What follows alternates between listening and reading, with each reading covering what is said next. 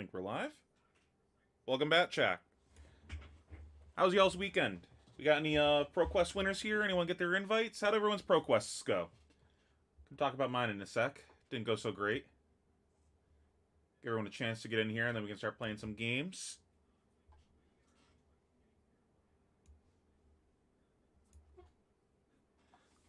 So mine went a little suboptimal. Went to a draft ProQuest and sit down for the first pod. My opening pack's like kind of weak. Nothing like too crazy in there.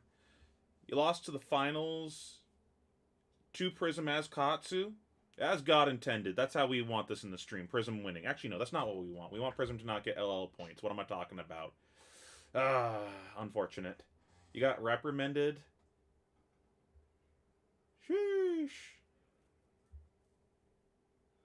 Wait. You had the pummel or they had a pummel? Yeah, but Sloop, you're on that content grind. You're not trash at the content. That's what matters. You're killing it on the content shit, man. 0-3 on Kasai. No.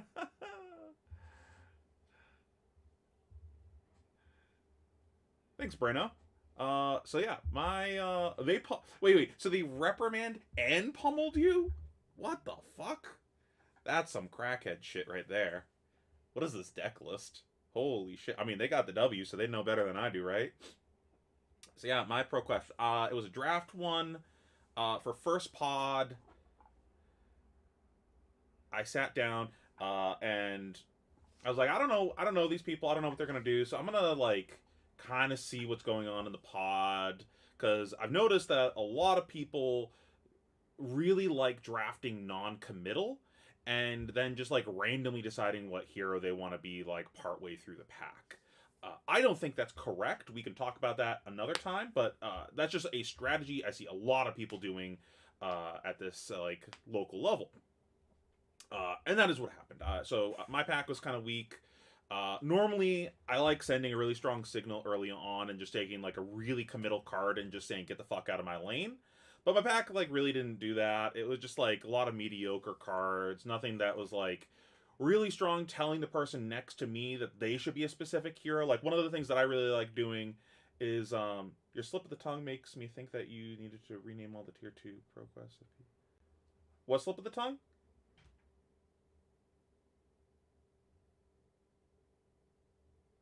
What do you mean, Drifter? Can you elaborate? Um, like what I like doing is uh, telling the person or the couple people to my left that they should be a specific hero. Like, I'm gonna ship this pack. It's really good for this specific hero or two. You should be that. So at least I know to my left, I'm cooperating with them. And my pack just like didn't say anyone should be any specific hero. It was just kind of like really medium cards. So I just like I did the let me just stay open thing. I think I just took like a 3 for 7 dual class card, whatever. Next pack, they took like a rare or something, so I have no idea what they took. And again, it was not a pack that really sent like a strong signal to be anything specific. ProQuest, it's all the same fucking thing, man. RTN, ProQuest, whatever.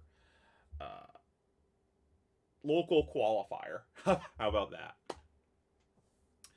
So then I was like, I think there was just like a good brute card in the pack, like one red brute card or something like that. I don't quite remember, but something like that. So I take that. I'm like, whatever. I'll take this like kind of committal card that is probably the best card in the pack in a vacuum and leave myself open to be different things.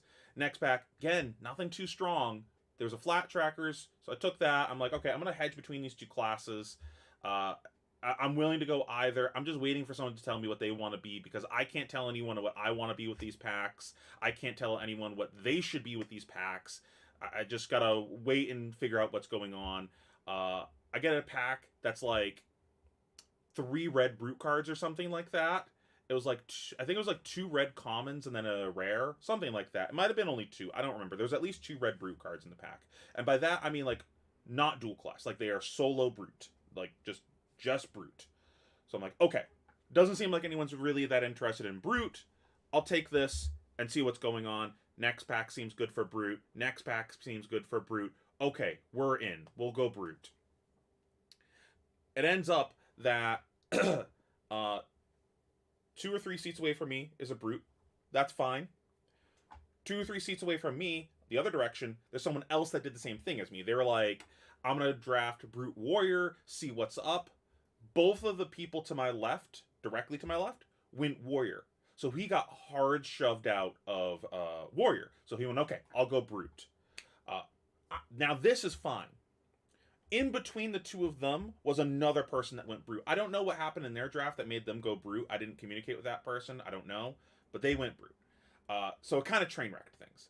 Then, pack 2, the second Warrior to my left, so not the first one, but the second one, started hate drafting Brute cards.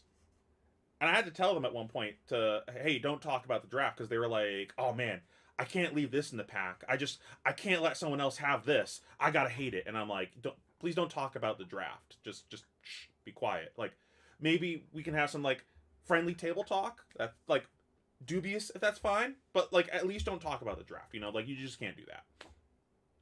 So we ended up where it's like four plus Brutes because that person hate drafting. And of course, they were hate drafting me specifically because I'm the first one seeing that pack because it's Warrior me. So yeah, it ended up being a train wreck. Now I think my deck could have ended up okay, but I made a few mistakes. Never did I think that not drafting a blue trade-in would cost me a draft pod. Never would I have thought. We're in pack 3. And this is a mistake that I will now learn from and never make this mistake again. I think that I'm gonna have more than enough cards for a playable deck. I'm like, this deck isn't gonna be like insane, but like a solid like C deck. I can probably 2-1 this pod with a C. It's fine. I've got what I need to win games, and I just think that I'm gonna hit enough playables. And I get a pack, and I'm like, I could either take a blue trade-in that like isn't making my deck. It'd just be like a 31st card that's just going to go in my extra pile of cards because I wanted to play a lean deck. Or I could take this red, one of the Rising cards. It was the Warrior Guardian 2-for-6 that like gives a shit if he drew a card. And I knew the person that I'm passing to is Warrior, so I was like, I'll just hate this from them. This isn't even making my deck anyway, so I'll just take this. And then we get to the end of the draft, and I realize, shit, I didn't actually draft enough playables. So I had to play 2 Crack Baubles. This is the second time I've ever had to play Crack Bauble, mind you. So this is a lesson that I learned. Just need to make sure I'm more diligent about counting how many cards that I've drafted by the end of each pack and kind of have that head count of how many playables I need to pick up in each pack. So that mistake cost me 2 games. Now I had a plan though for the Crack Baubles. I had a red trade-in that I was planning on setting, and then when I would find a Crack Bauble, I was just going to play the trade-in and discard the Crack Bauble just to get it out of my deck. And that was going to be fine, and then if I find the other Crack Bauble, it at least pushes a weapon. I had a decent amount of 2 costs in my deck. This can play. My first round, I was playing against a KO. I ended up going Rhinar because I just didn't get enough of the like payoffs for being a KO. Like I didn't have like wild rides and stuff like that. In hindsight, maybe I still should have been KO because I had enough of the blue 5s. I'm not really sure. It was close. My thinking was that I wanted to have that evasion for the end of the game to close because I didn't know if I was going to have closing potential with these Crack Baubles in my deck. I kind of wanted to shorten the game by being Rhinar. And I had a lot of the 3-for-7s and the beat chest cards. I was like, okay, maybe I can make this work. Anyways, so I'm winning really hard against this guy. I'm like significantly ahead, and I just need like one more good push hand that's at all reasonable, and I win the game.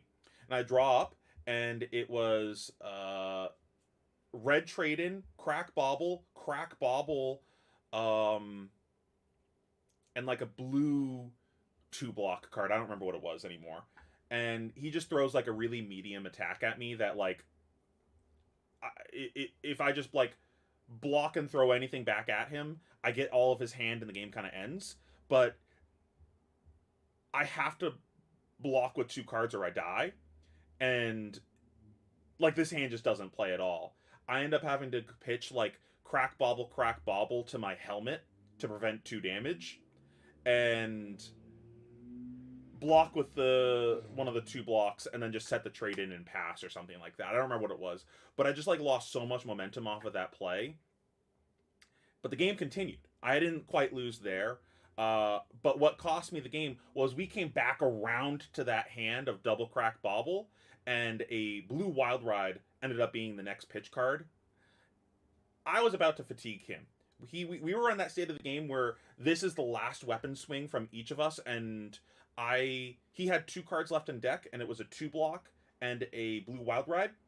My deck ended up being a blue 2 block, bobble, bobble, wild ride was my hand, and the next 2 cards in my stack were blue 3 blocks. I physically could not block his claw because it was 3 non-blocks and died. If I had a 2 block in my hand, the game ends because I push a crack bobble with my I push a claw with my crack bobble, and I get well, he actually just dies. He I would get his last card, but he is just actually dead that turn.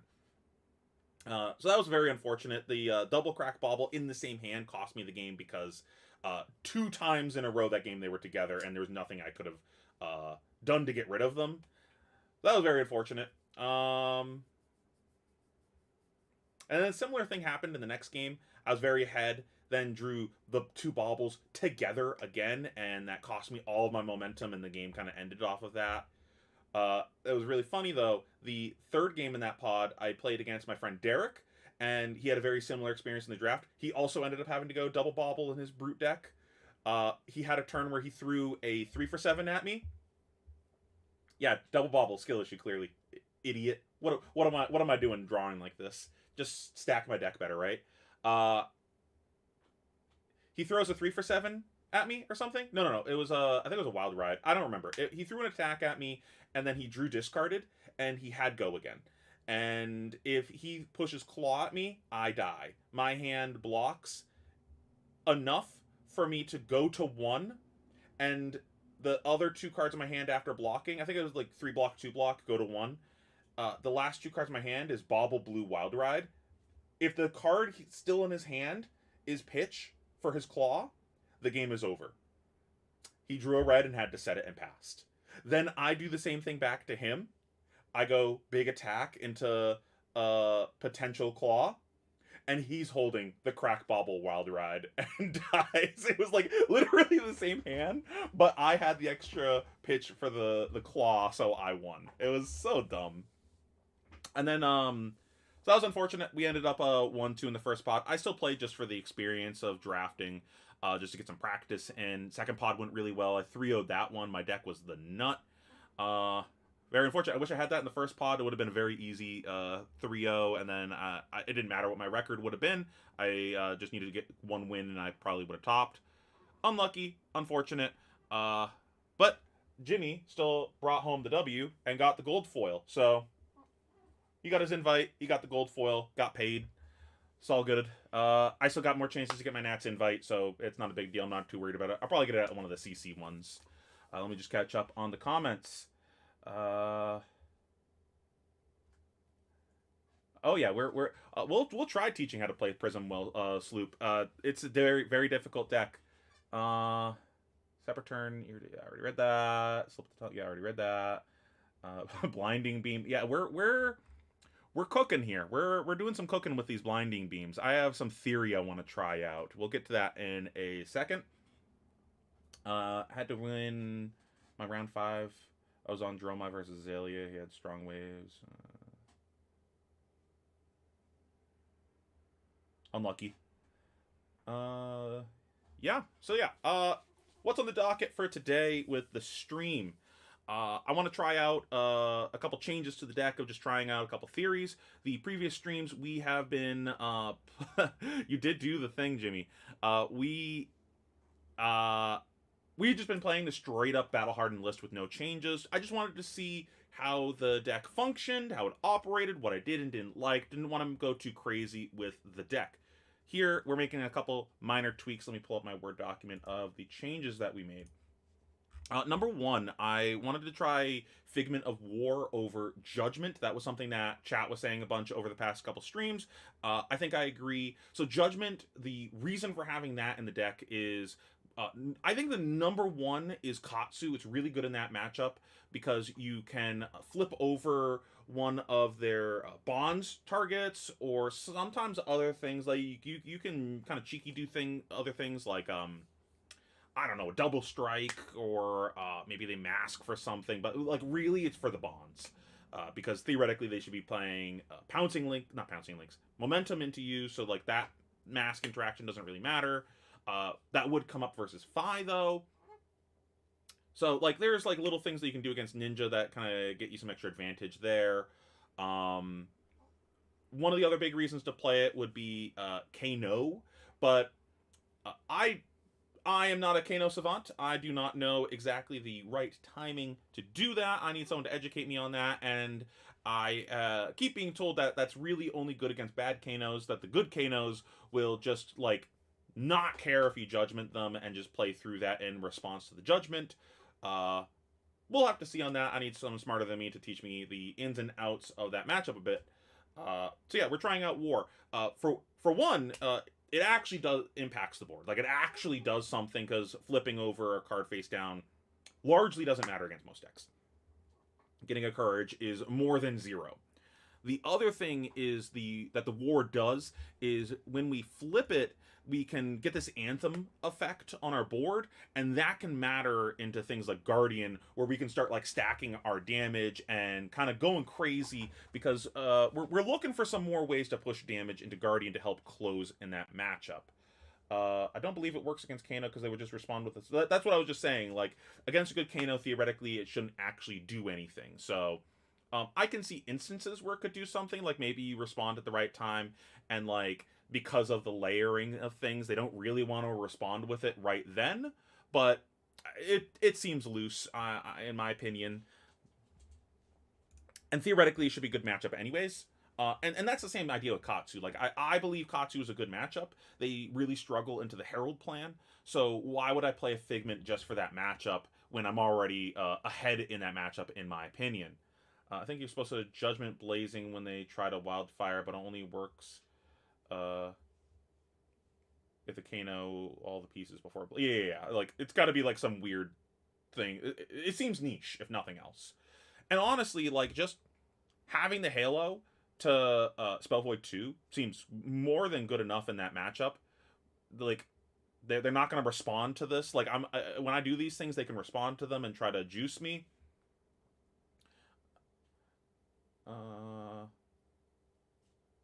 Judging cards as a trap. Spell Void 2 is broken. Yeah, that's what I was just saying. Spell Void 2 OP, and they can't respond to it. Like it just happens. So yeah, I'm thinking War might be better for the combo aura style of the deck. We will have to see. Of course, there's other cheeky things that you can do with the courage token with like an erudition or something, but that's not why I have it in the deck. It's in the deck so that way we can flip it into the Guardian matchup, in theory. Next thing, I cut Library from the deck. Card's good. Card's good. I just want to try the matchup without it. And in its place, we're playing Invoke Shariah. My thinking with this is, for one, the floor is it's a 3-block. One of the issues that I've been seeing into the Guardian matchup was before I get into the go crazy combo style of the deck, they might just push our shit in and kill us. And sometimes they throw disruptive attacks at us, and we really wanted to block to like preserve our arsenal or something like that. Like we have a combo card set, and when we draw the hand that just doesn't block, we can't fight over their hit effect, and things start falling apart. And now we're back in the waiting room for our combo pieces, and it takes longer for us to get there. This is physically a card that blocks, so for one, that checks that box. Two, it is just another permanent to shit out onto the board when we're going crazy with all of our combo things. So it's just like another thing we can play. It works into our game plan. I find that you end up with like a lot of extra spectral shields in that matchup, so it can work on that side of the matchup of just like it actually does the thing. Shariah is nuts. That was a card that it got released right after Prism LL'd originally, and I just looked at this card and I went, holy crap. Shariah single-handedly would have changed a lot of matchups back in the day for Old Prism. This card is just awful for aggro decks to deal with, and if you play it right in those matchups back in Old Prism, it's just a one card win the game, because the how the turn cycle ends up working with it, where just you presenting it when they already maybe blocked or something, they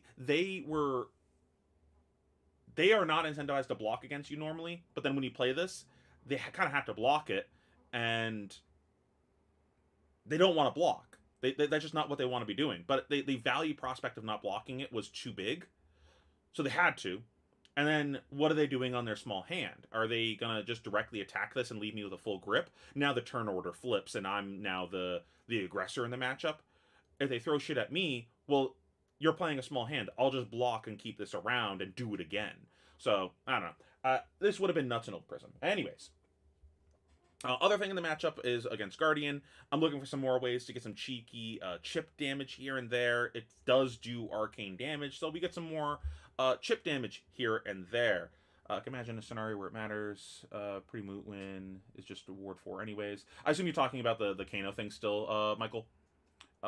Red protection, Herald, or is there...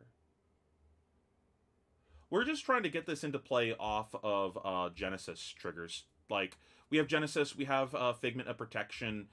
In that matchup, you just end up with like a lot of incidental spectral shields when you're doing the thing. Like, once you start going off, you end up with like fat spectral shields. So like that's gonna be pretty easy to get onto board theoretically. And then lastly, Blinding Beam. You noted this earlier, Rhea. I am trying this over this stupid card here, Celestial Reprimand. This has kind of underperformed for me. Again, one of the issues that I illustrated earlier is before we start doing the thing, we get punched in the mouth too much sometimes. This card physically does not block. And a lot of the cards in the deck that we get stuck on are instants. So I wanted a way to like convert our instants into some block value. I don't think Blinding Beam is the best version of that kind of effect, but I just wanted to mess around with it. I think Brother in Arms could be better, or something like that. Just like some way for me to convert resources into defense value. I really want some sort of effect like that in the deck. Ideally, I would love Staunch. That's like the card I want, but can't play that. It might be Unmovable. It might be Brother in Arms. It could be something else. I don't know. But like, I want to check the box that it is a pitch card and that it can help prevent damage. The Blinding Beam double duties in the aspect that also, once we start comboing off, it still does the thing of being a proactive card to let us push with, like the Reprimands do. But I kept ending up in spots where the Reprimands just like didn't do anything. They just block with something too big, and it just doesn't matter. So like, it had been a brick for me. So I just wanted to try something else. I don't expect this to be the card that it stays as, but I would just want to mess around with it and just like play a game or two, see how it feels. It's probably gonna get cut, but we'll see. I just want some other defensive card in the deck, and I can't think of a better option other than like Unmovable, and that just seems bad. But it might be better, like Unmovable versus like I'm Real Quiet. Am I real quiet for everyone else, chat? Let me fuck around. Is that better? So weird. Everyone keeps saying that I'm real quiet. Peace of Mind I thought about, but like I'm doing fuck all with a Ponder token usually, because I want to arsenal specific cards, not just like rando cards most of the time. But it might be fine just to churn through the deck faster. I don't know. Also on the list of cards to mess around with. I'm loud as fuck. Is Cole psyopsing me?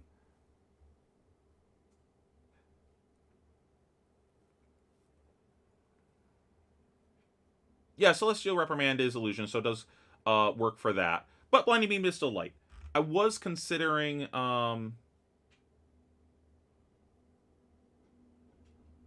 Okay, I'll lower my audio back down.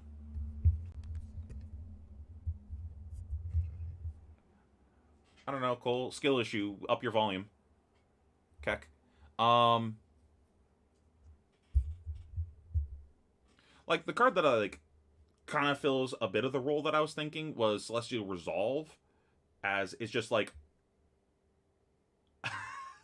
everything is a psyops. Prism is a psyops. I'm just tricking you all into buying Prism cards because I bought out the market forever ago, right? Um, Now I'm making bank. Rear guard in yellow, I consider that too. It is technically one more point. The problem with rear guard was a lot of these cards that are the issue of like they don't block or whatever. I don't want to get rid of them. I want to put them back in the deck, which is why I really want to pitch them to create value. Um, which is why I'm looking at something like Blinding Beam. Probably not good enough, but we'll see. Prism is indeed life. Somersault, yeah. So getting back to what I was saying, so the this does kind of do what I wanted to do of just like some more defense value in the matchup. The problem being the times that I have issues blocking is when I'm holding too many instants. Things like just like Springboard and Sync and Resolve, that doesn't solve that issue. Like my hand still blocks for ass right now. So like one card that blocks well, or like this that helps something else block well, doesn't change the fact that my hand is still ass right now and like doesn't do anything. Like if I'm holding that and like Sync, let's just say Sync for shits and giggles, and 3 instants, like okay, I'll Sync. I'm still gonna get punched in the mouth for the hit effect, which is the thing I wanted to fight over. And now I'm holding this L of all these cards that just like don't do anything.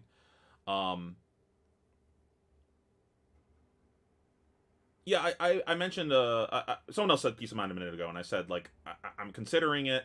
The issue there is I don't really care for the ponder token, but it might be I want Arsenal specific cards, not random cards, but it might still be fine because I want to churn through my deck to find my combo pieces. So maybe that's fine.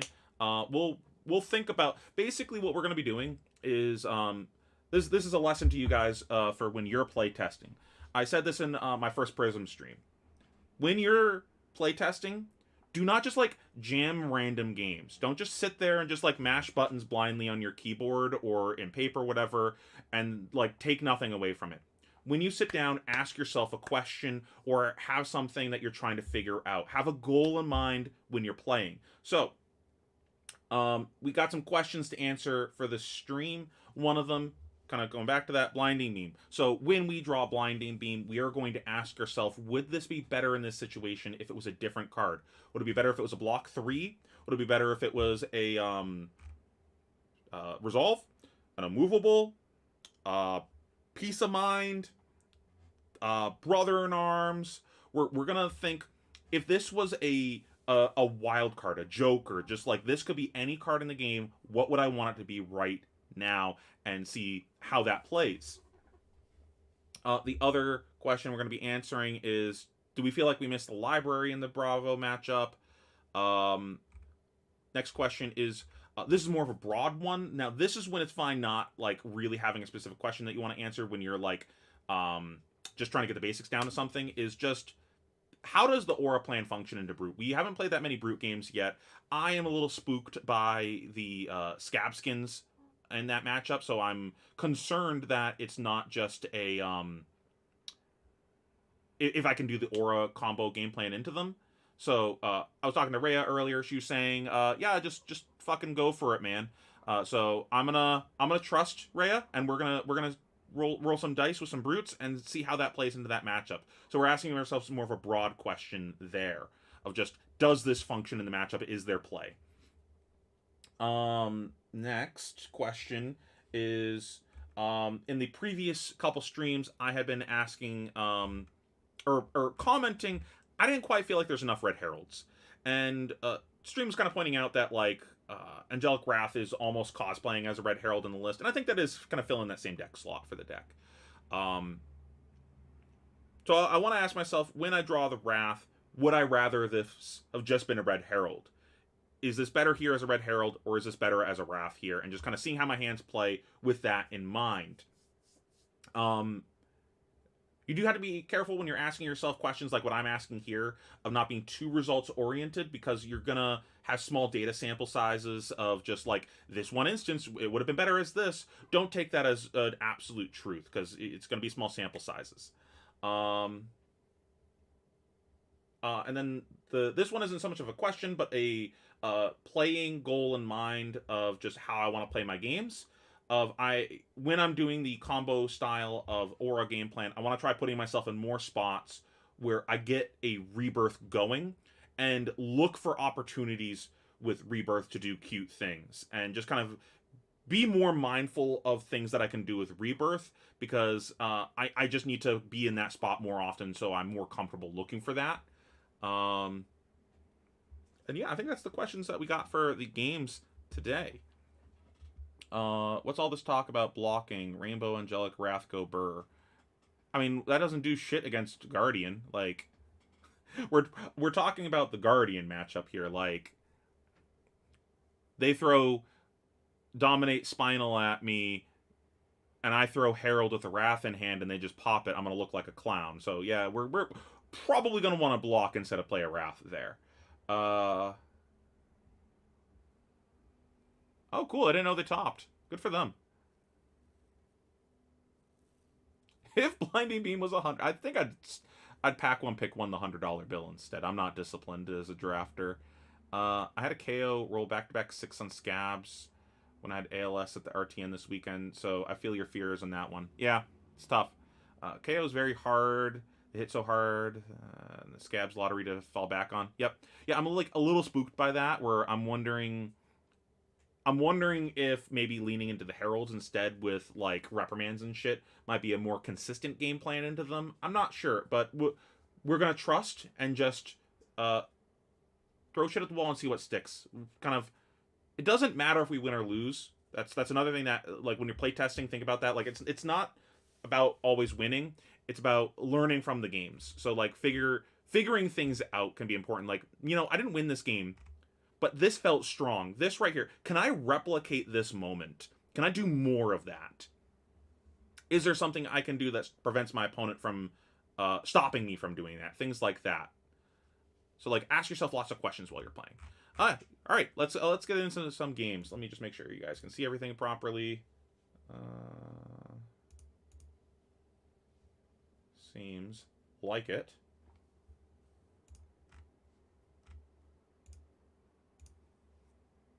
Trust the process. Yep, exactly.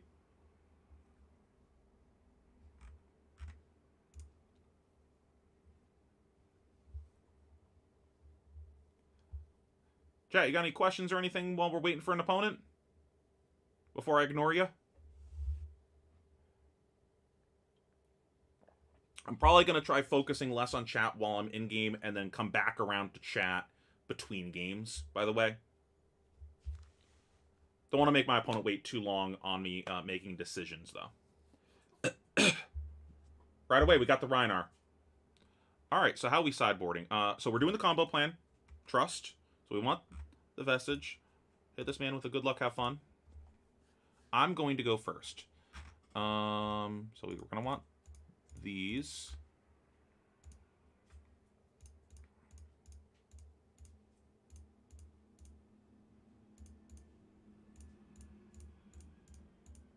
And I wish it would not do that. So annoying. So we're 2 cards over right now.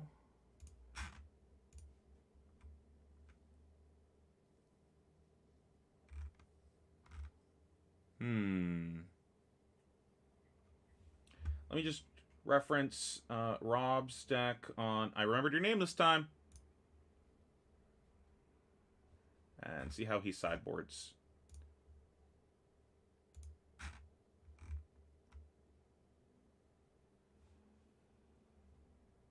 Man, you go 6. What? You just love fat decking. Holy shit.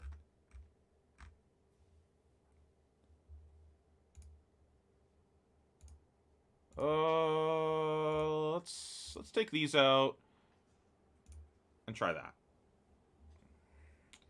Not the best. I think we just ship this Triumph and see what happens.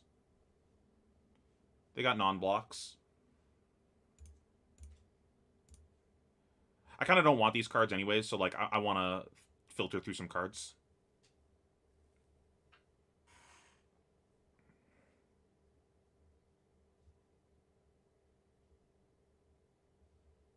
Sure. Now the question here is, do we throw second thing at him?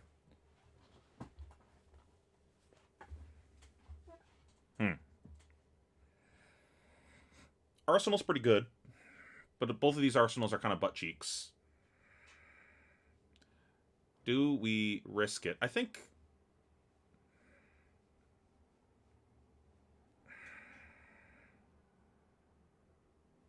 God, that's such a coin flip. I'm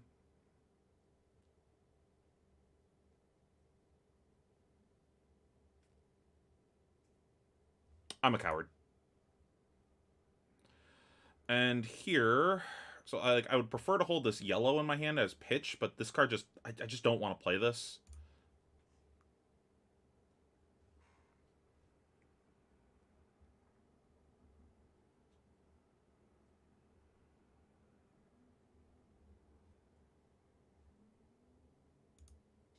So plan here is throws Triumph, for sure.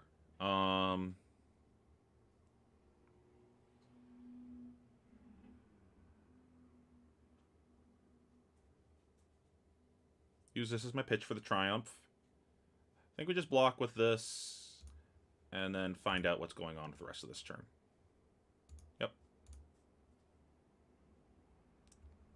Worst case scenario, we end up just blocking with the Triumph and throwing the War Tune. Okay.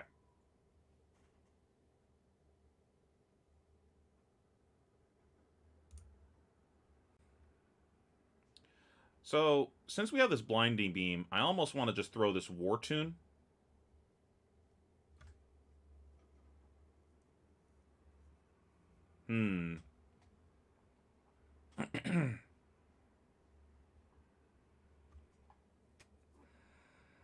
But I think I just throw the Triumph and move on with life, and then figure out what we're doing with this Blinding Beam afterwards.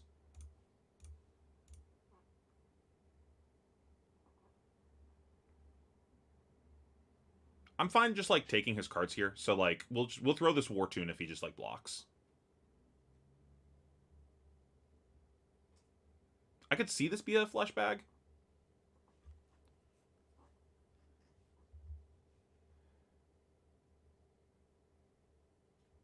Hey, Postpone. You been enjoying Prism? God, fucking 8 agilities. Holy shit.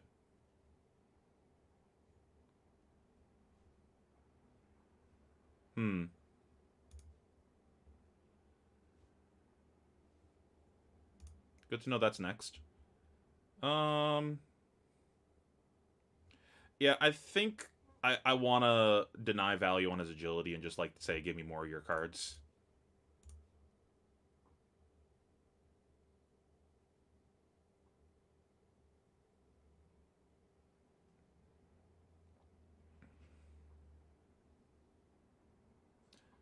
This isn't ideal, but it be what it be.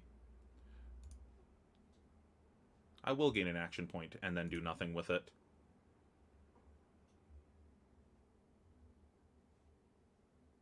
This doesn't matter. We're going to shuffle at some point.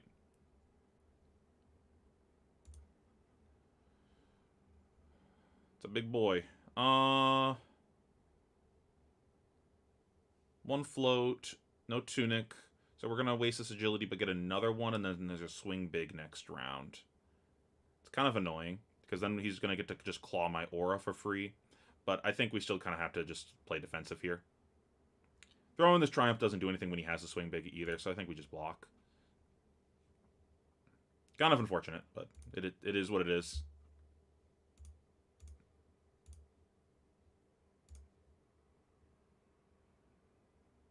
Crucially, get a soul. We're going to need that.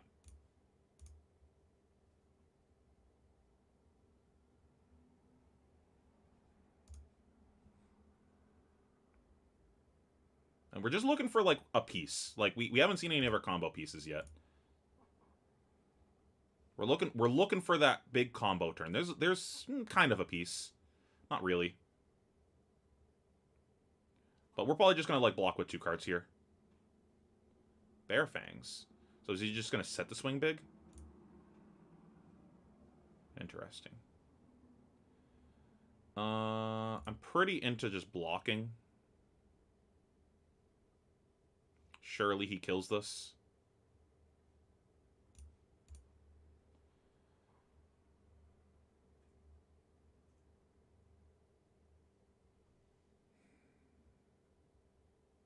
Man, is he just gonna like fucking pass with the swing big in hand? That'd be wild.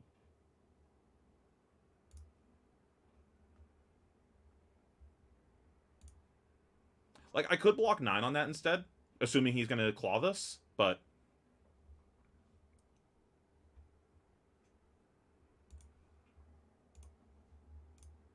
Is he just gonna ignore this? That's wild. I mean, yeah. My lunch money is now yours. That was a real good... And he still gets an arsenal. That was 16, 19 off of 4 cards.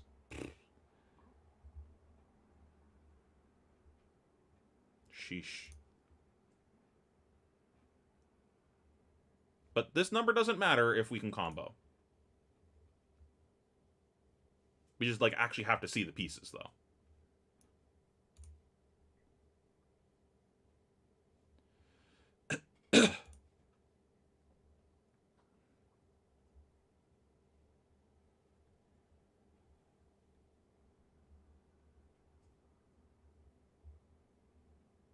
But 4 turns seeing 0 pieces, this game, and him coming in this hot this early, seeing a blood rush, cast bone this quickly, like, and still presenting that much damage off of just a normal 4-card hand, like, probably not winning this game, to be honest. We needed to see some action sooner. Yeah. Because then we're going to get stuck on this Triumph here.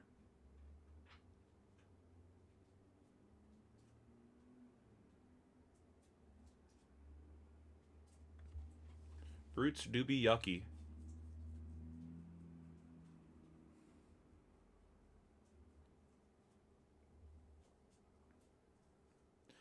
Like, I feel like I'm almost forced into haloing here just to get rid of this Triumph.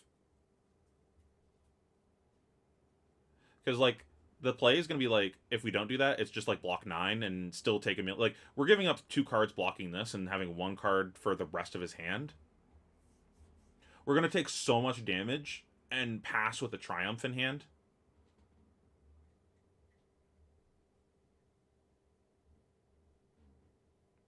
Like, there's no way that we, like, try to keep 2 cards to throw back.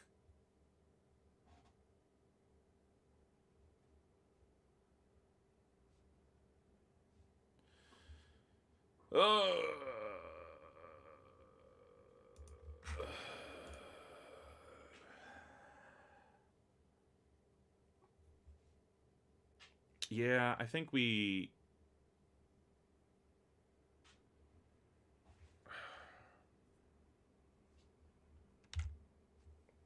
I'm gonna Halo. I'm gonna Halo here.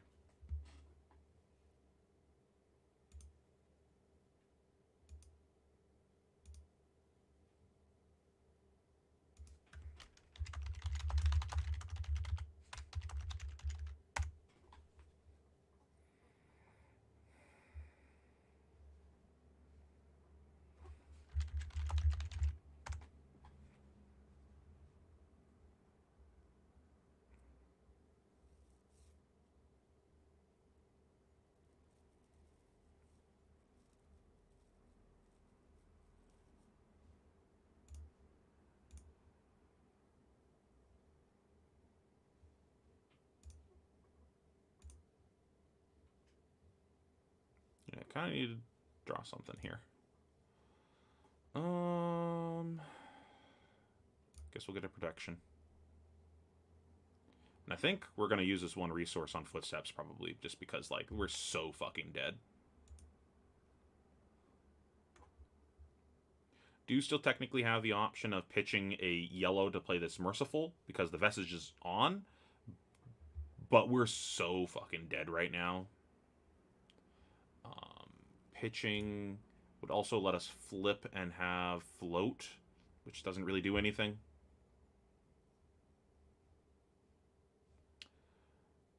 I'm going to take the Claw and wait and see what the next thing is.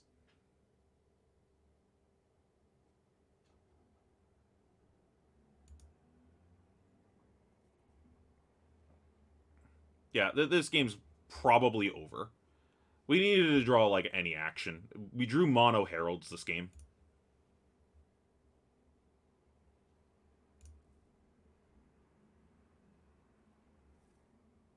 He doesn't have an agility, so it could just be, like, one more attack here. And that's what I was waiting for.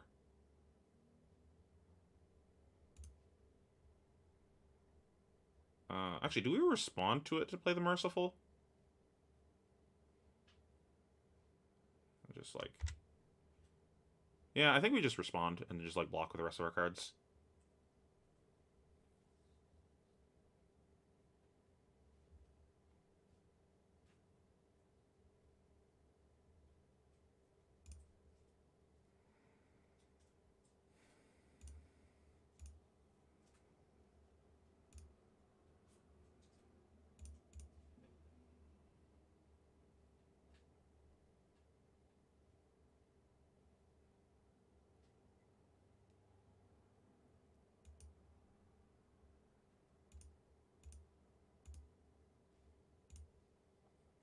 So we just need him to take an off turn here.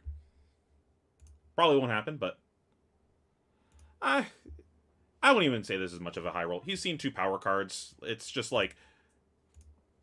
I needed him to not have, like... What was that, like, 17 damage off of 4 cards without any, like, real setup there. This is just, like, not reasonable to deal with. Again, it's just, like, mono heralds. Like, we needed to draw a little bit better than this.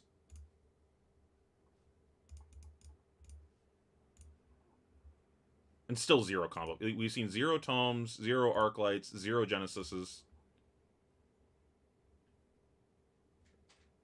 Yeah, you got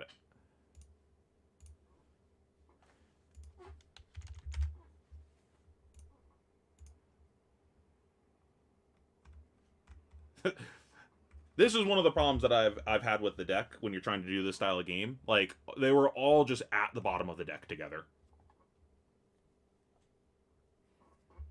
They weren't even that cursed. Like, they were mono heralds. I can block. The cursed hands are the all instant hands, and I'm dealing with lethal damage.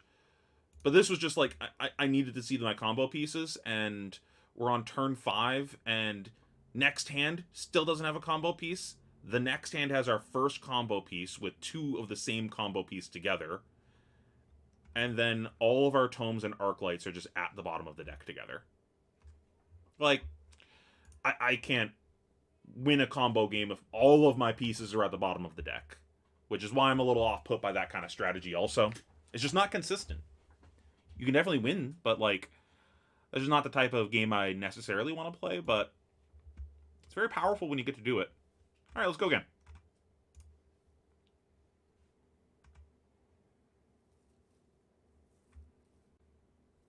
I don't... So, like, going back to objectives of this, we were trying to figure out the...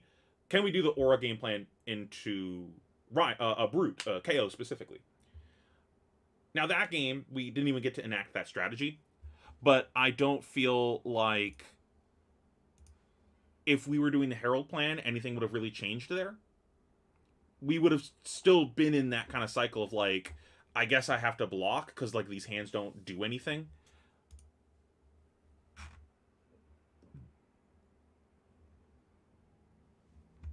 How do you sideboard for Azalea? Just Aura's out? Okay.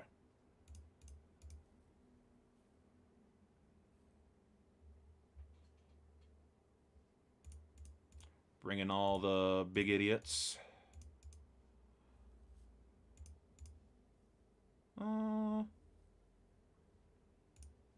Arclight seems good in this matchup.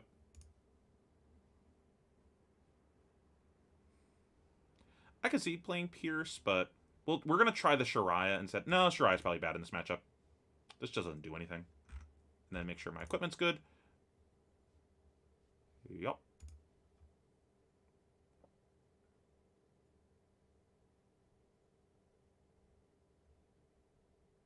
I don't disagree with that, Justin. It doesn't matter which game plan I am if all the pieces are together at the bottom. Also, this hand is heinous if he throws a big attack at me. I guess I can Arclight in response to whatever, which I'm probably just going to do. Hopefully it's not just, like, open the turn with Rabble. Um, pitching and infecting shot. Do we just run out Arclight immediately, or do we wait to get a pump? I don't think this is like actually a fatigue game, so I'm just gonna just do this, whatever. I don't want to risk that it's just like a naked arrow. Just take like an extra 2 damage for no reason.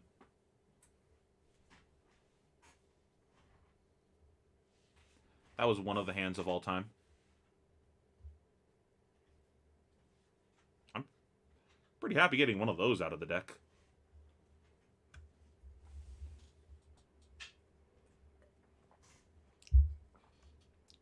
That's not normal to play, right? Blue read the glide path?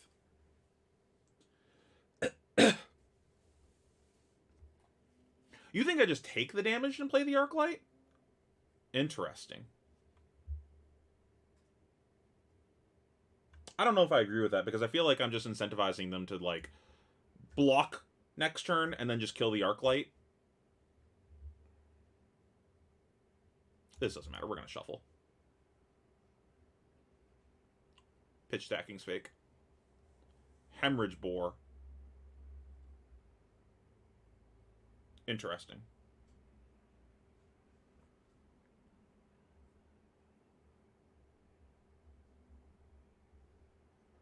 Really want to set this.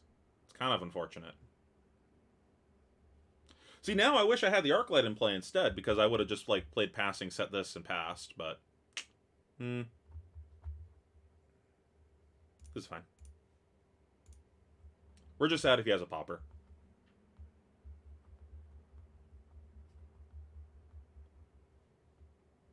How useful have you been finding Rapture? I've been testing with Mono Vestige and have found way more often wanted to hold Figments and play them. Well, that was... If you saw my other version of the deck, the hybrid style... Jank Azalea. My hybrid style, I was on Tunic for that reason, wanting to hold my Figments. I think if you... Oh! We get to actually play our cards! That's broken!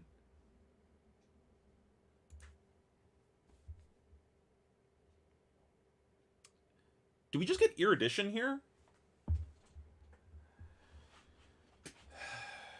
Because then we can just, like, play this passing, pitch this to the Erudition. We're wasting the draw, too, which is the thing.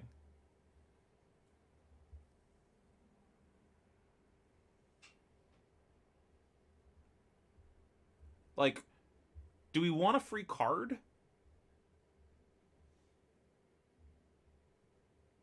I don't know if I care about getting a free card here, to be honest. I think we'll save this. I think we'll play a throwaway. What's a good throwaway here? Probably the War. We'll get our courage.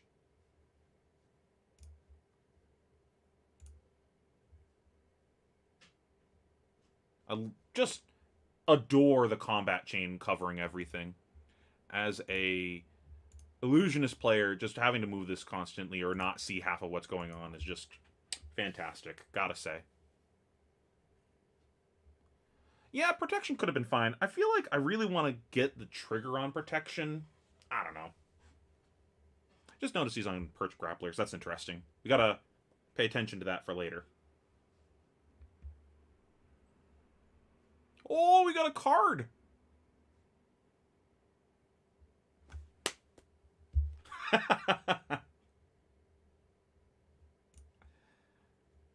And then this passing is probably just on the table for the rest of the game, to be honest.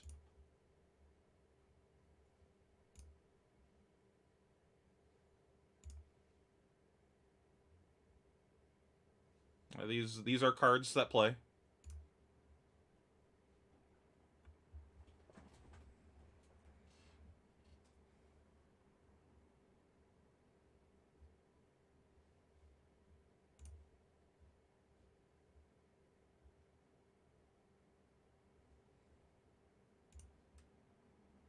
So plan is just throw a Triumph. I guess we'll hold the other Triumph and block with this.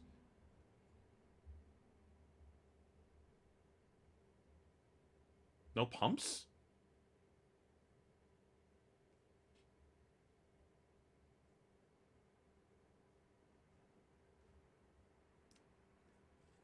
What's that meme? No bitches? What is this? What is going on? Is this just okay? Guy's playing this weird, but whatever.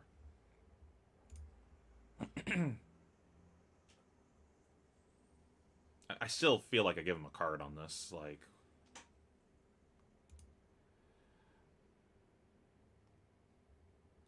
Because, like, I mean, I guess we could just, like, no blocks, take 2, let him have this back. He's going to IP himself. He doesn't have go again boots. Like, if he had snaps, I'd think a bit more about this, but just, like, throw Triumph, throw second Triumph. Or throw Triumph, Angel, set Triumph. Like, either is good. This is a very, very medium play. Yeah. You may have your card back. Okay. I love the immediate hold priority. Got him, second one. Okay.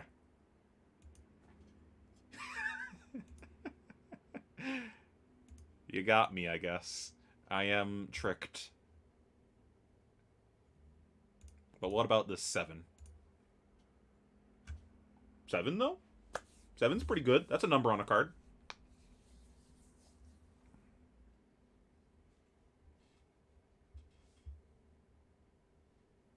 All that work for 8. 2 card 7.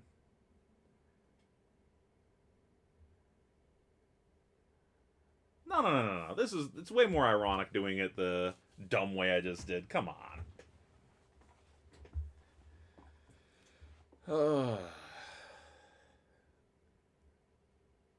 I'm a big number enjoyer. That was indeed a pummel with extra steps. Minus the discard. I guess he discarded my angel. Headshot blue. There's some shenaniganery going on here. For sure. Alright. What are we doing?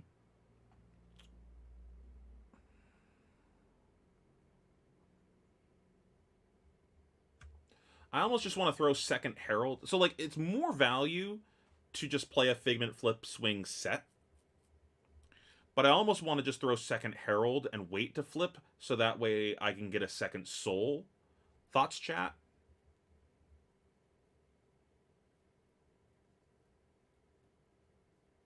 And if I do it that way, I can actually use this Ponder. Yeah, we're going to go for that.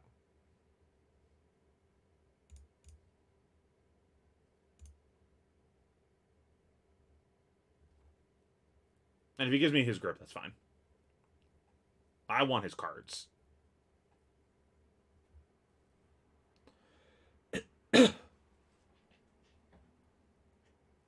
Oh! It's the Yule Fatigue Azalea. What does this block?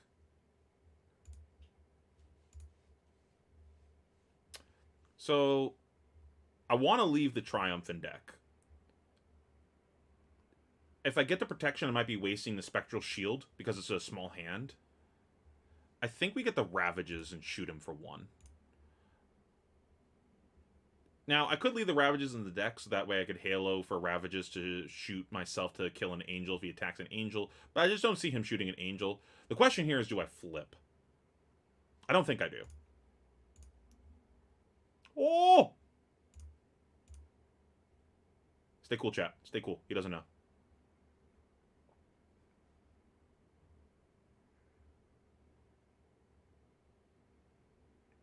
Okay, what are we doing? I don't think we Arclight. I think we attempt to Arclight with Shariah on the board. That's annoying.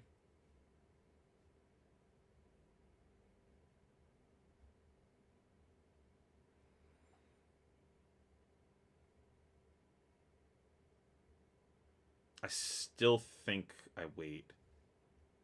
Because this... Yeah. Because we can, like, Halo here and go crazy.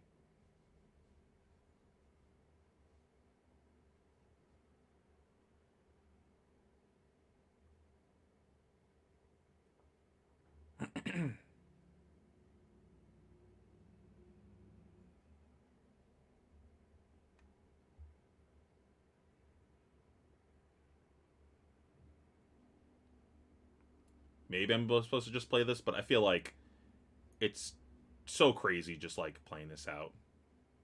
Interesting.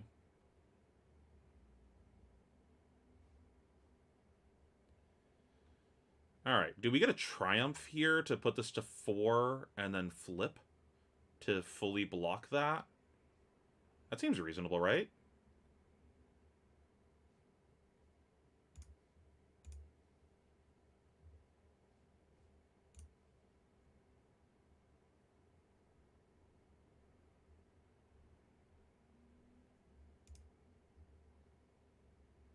Oh, perfect.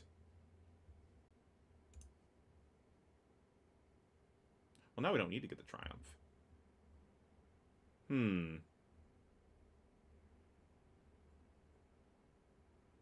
So we got a free flip. And then we pitch 2 cards to play the Arclight afterwards. We still have 2 floating. How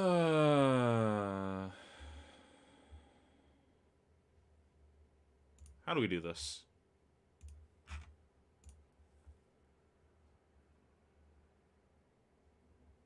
I'm actually debating if we even fight over this.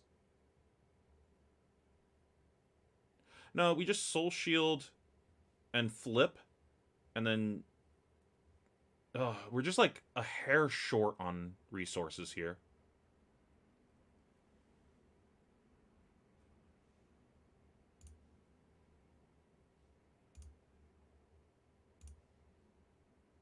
I'm gonna get this just in case he has another Razor here.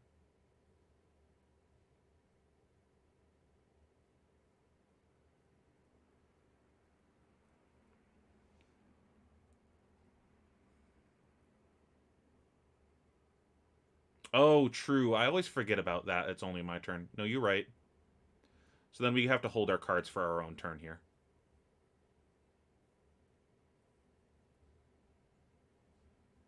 I don't play with Rapture enough.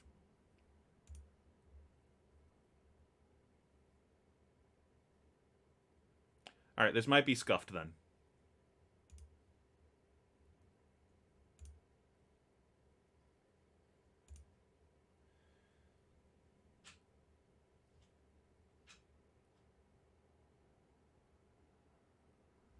Maybe I still just play this Arclight then. Because I'm just YOLOing that I draw blues off of this. Or if I just play this now, I just guarantee that I'll get to keep a full grip and do this. Yeah, that's reasonable. Just play this now. Yep, that's what I'm doing, Akiba.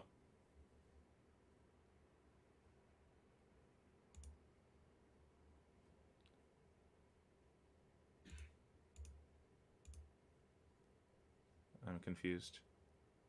Oh, I'm on the wrong chest piece, right. Man, I'm dumb.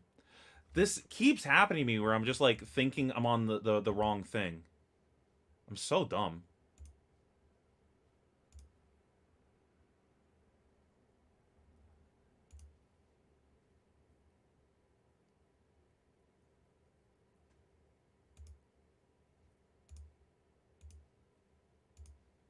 It's fine. It's blue on top. Unlucky.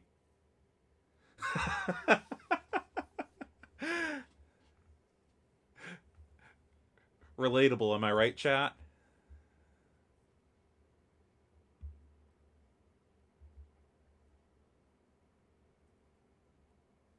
Oh well.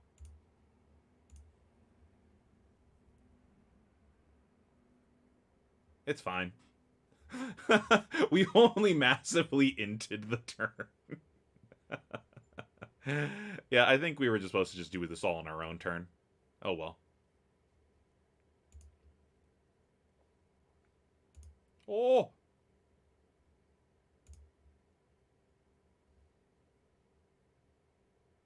Does this do anything? No. But we have it for later. And then we'll free flip. Oops, that was the wrong button. Oh, we already flipped right.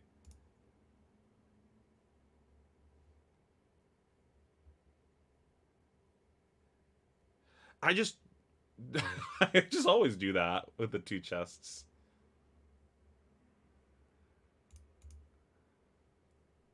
That is a hand.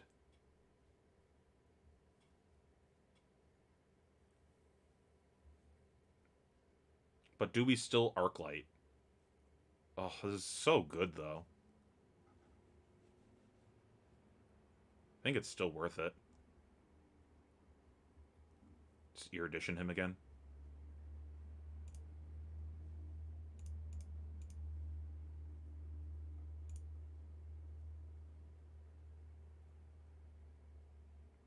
That's tough. So good. Like, that would have been a nuts turn.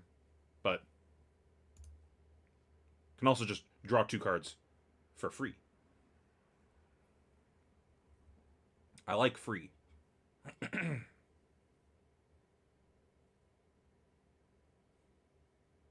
Also, like, he still has the boots. I guess we have Goliath Gauntlet, but I don't know. I'll take my free value.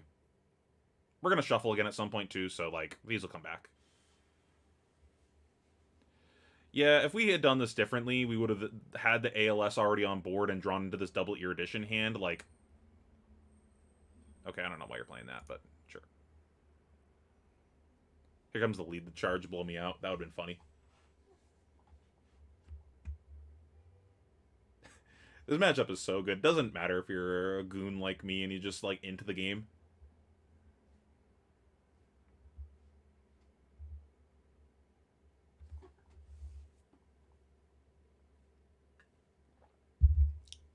Okay, so what was the hand? It was, like, passing... Yellow, yellow, Arclight set. What was the other card? Was it just a blue Herald?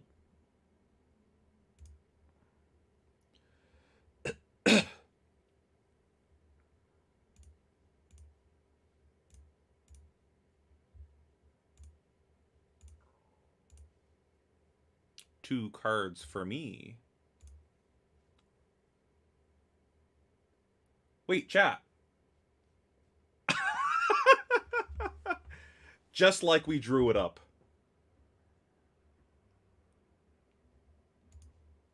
Just like we pitch stacked the deck. We knew the whole time that's what was going to happen.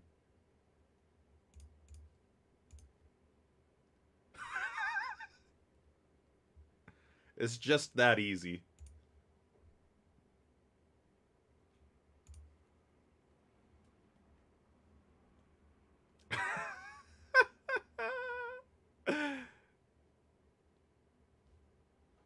Did we just put an Arclight on top?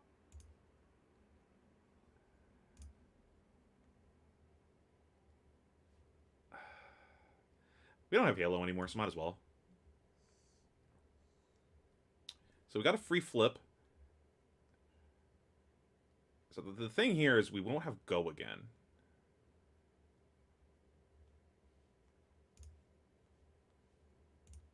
But it's Azalea. I don't think Azalea can beat that.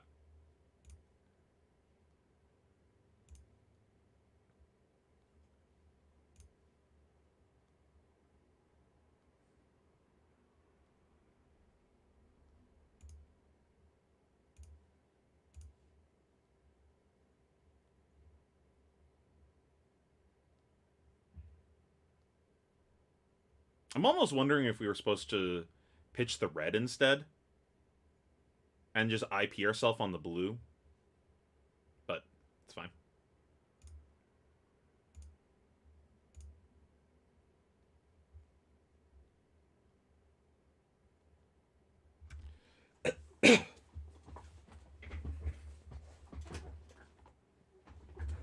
Yeah, we definitely could have navigated this game slightly better.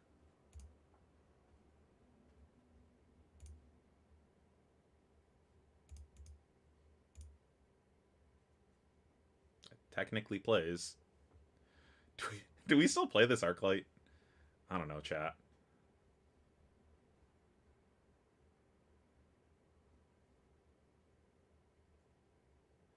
I don't think we're looping because we had to give up our whole hand to do this, and then it just like doesn't do anything. I think we see what he does here.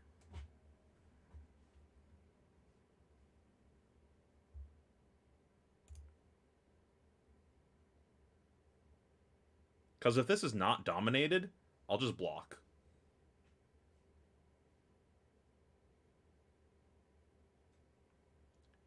Yeah, I'm a winning the game believer. We've taken 4 damage this game.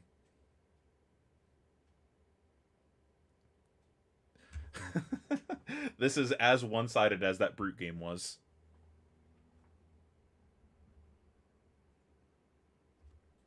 Prism's so fun. I gotta make a rant video about that. The I okay, now I might Arclight. I guess I wait for you to Azalea.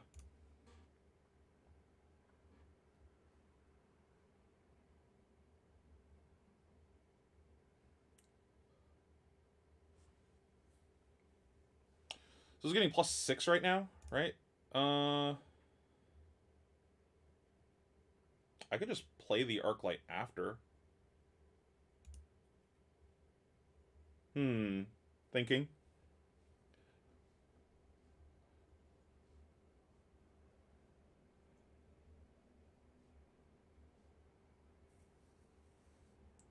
How greedy are we? Do we wait for him to use his tunic counter? So it's coming in for what, 11? 5, 8, 11. 3. He'd eat our board.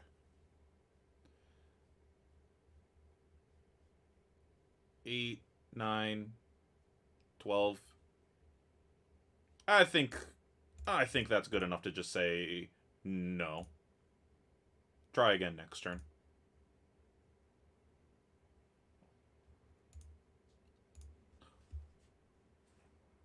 We could still just draw another Arclight next turn, chat. We could still just draw another one. We're lucky this game.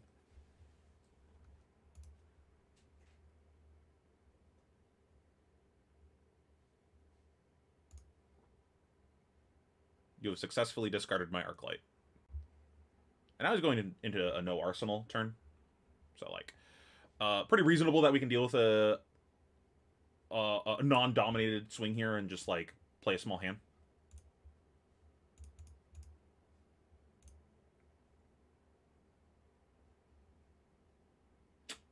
Unlucky. Could have seen those blues last turn, chat. Unlucky. Man, all these fucking blue arrows is kind of cringe, TBH.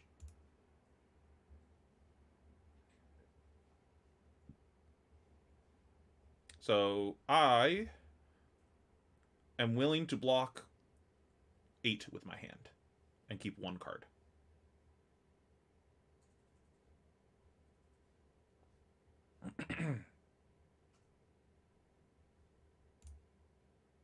I'm no longer able to block 8 with my hand. That would have been sick if I saw another Arclight there. Just like we drew it up, chat. And this isn't going to hit. Unless you throw it at one of these idiots. There's no pump yet.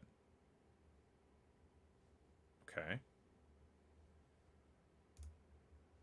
Okay.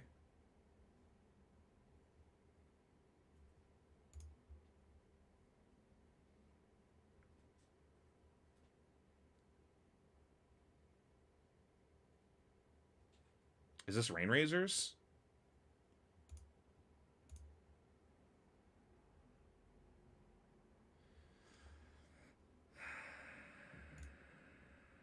I feel like I just like block with a card and then see what he does.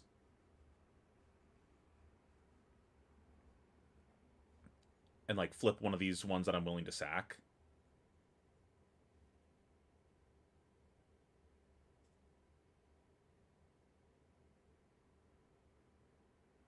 Yeah, I guess the boosts don't really matter, but he's already burned through 2 rains here, so like this would go to 7. So that I don't need to block 8. I think we just like block 3 and see what happens, and then I'll flip.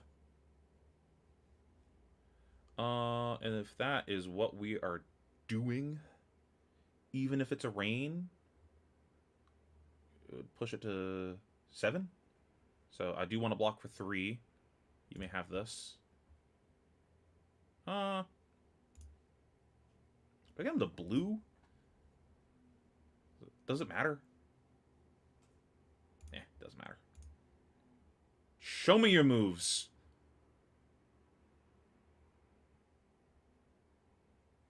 There are no moves.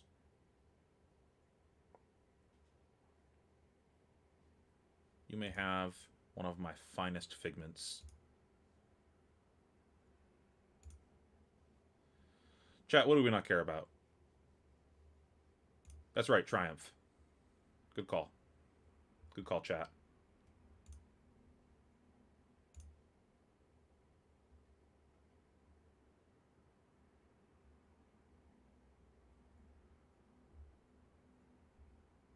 Oh, we don't have a soul anymore. That's also kind of cringe. Good thing we got Dominate. That's going to give us soul. No, but he might die before then. Oh, he's going to give us armor. Whatever. Lunch money, please. Pay up.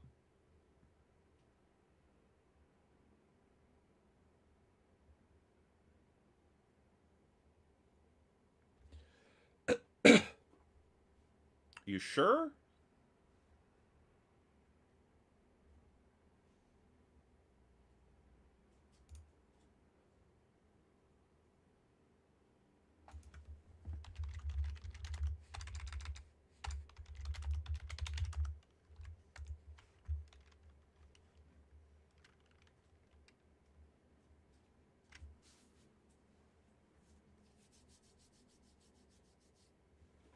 Just telling him he should probably block 6.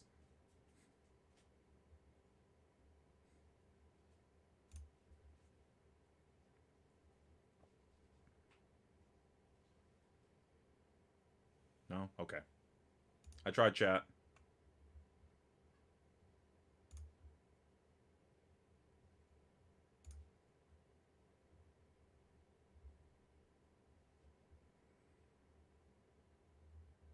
Let's do this. Do we draw? Yeah.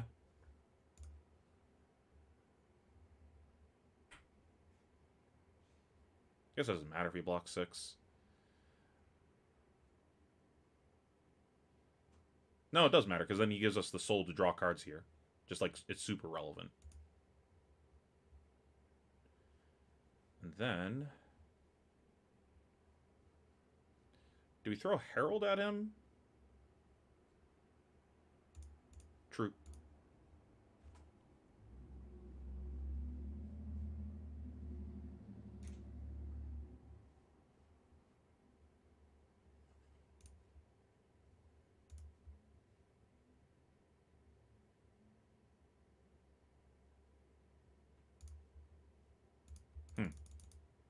Well, this matchup's cursed.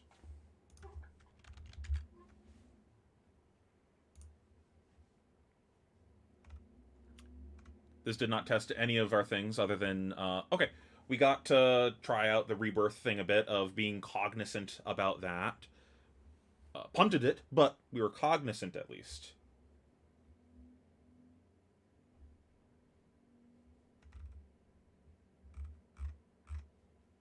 Let's fire up another. Another one.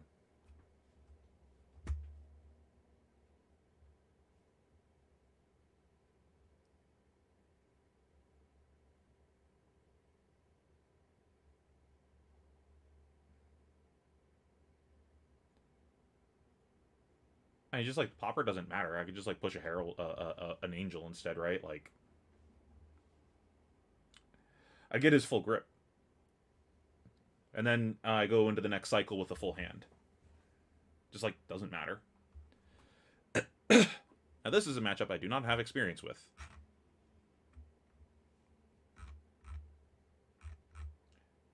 Hi, dude.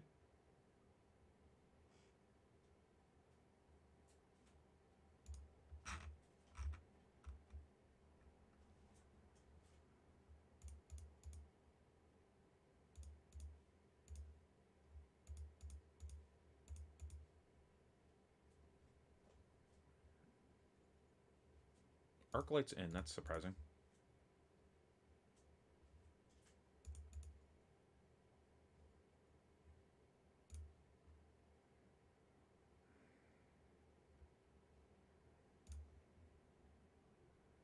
Hmm.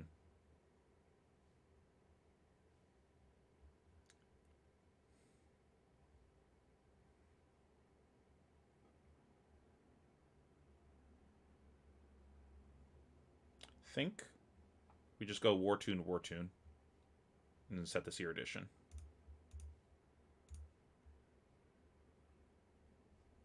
Oh.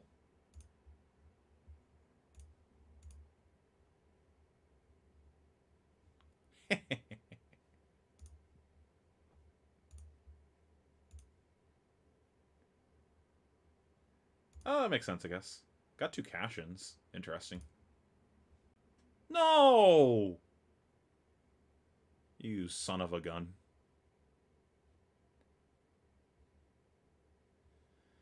We don't do any funny business here, right?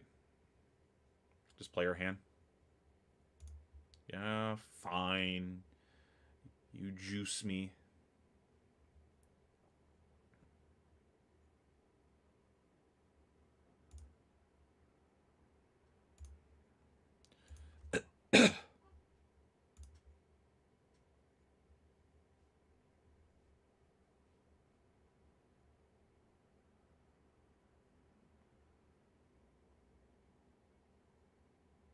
Thinking we throw this War Tune to fish for the Popper.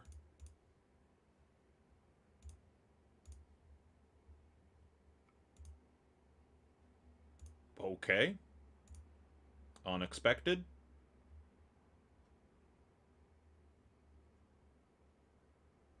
I'm scared. The snap no block. I am terrified. Um,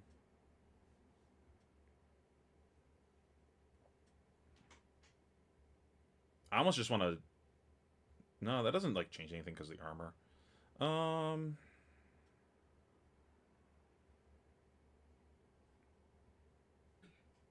what are we doing? I think it's just like a throwaway angel.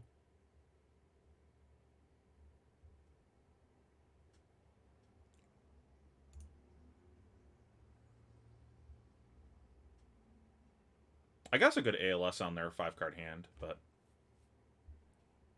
I don't know.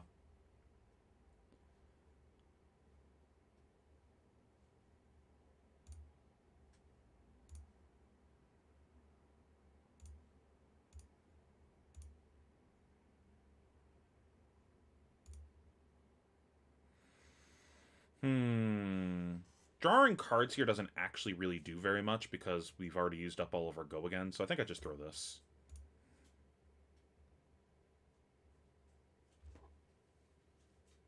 And buy all of the armor. Holy crap. Wait, is this Erudition actually going to connect? 1, 2, 3. He needs a D-react. Sure.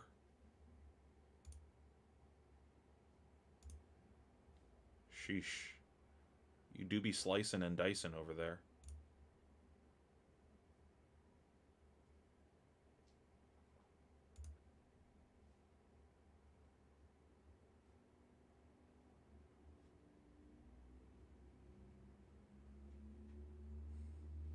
I think I just let that happen.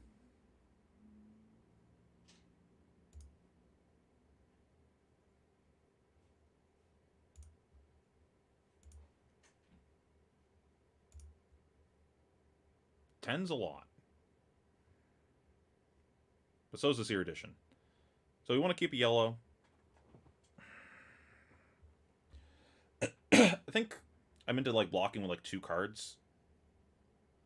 So I have another pitch for whatever I grab here.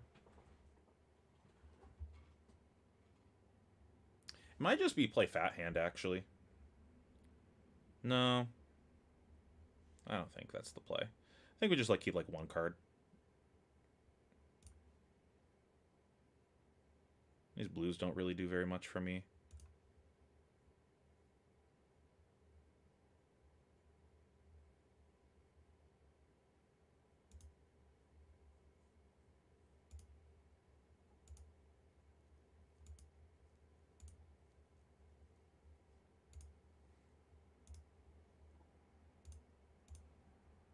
No popper 1 time. That's probably the game.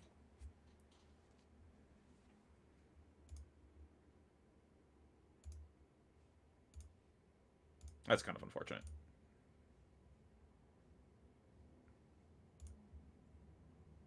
Man, this deck list is really aggressive.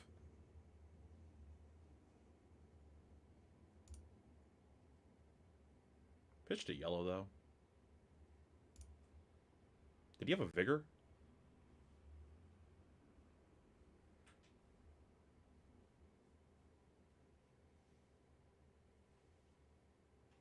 Actually, what were the resources even used on?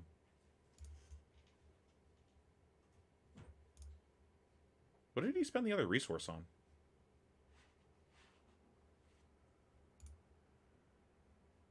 Oh, gold. Duh. Well, kind of in a pickle now.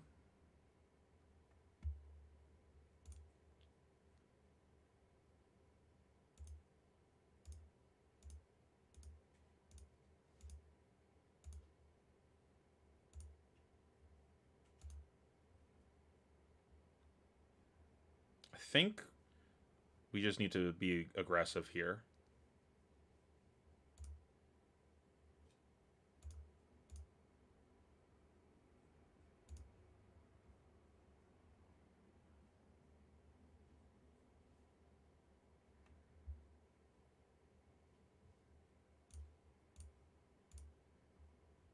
Unlucky.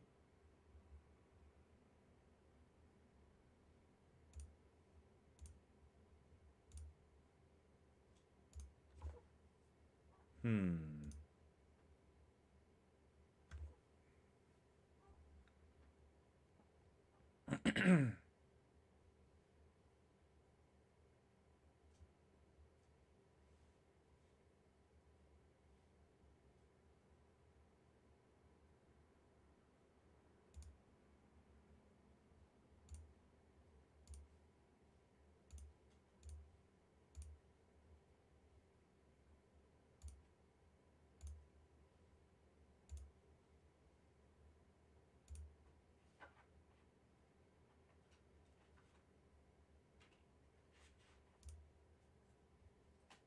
You sure? Do we do the trick? I think we do the trick.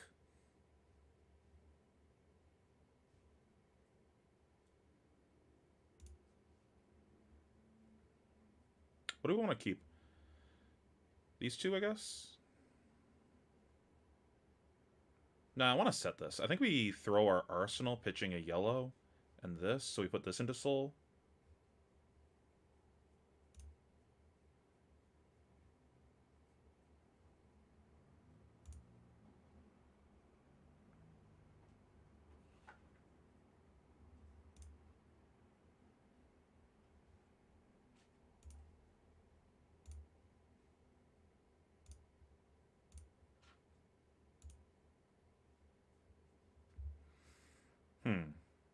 Well, now what?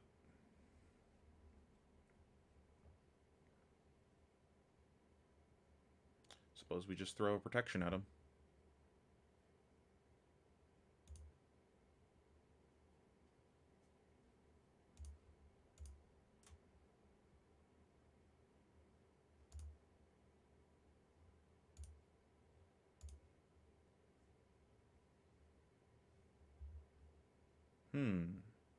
Now we have 2 soul.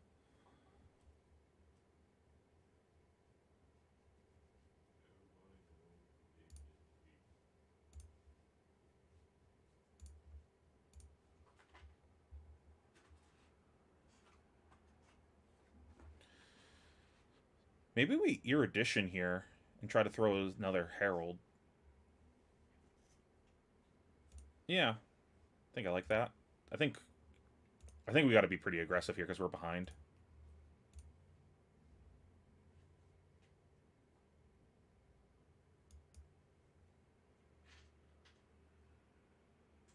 I'm gonna pitch this because if we don't draw a Herald, like we at least still have one.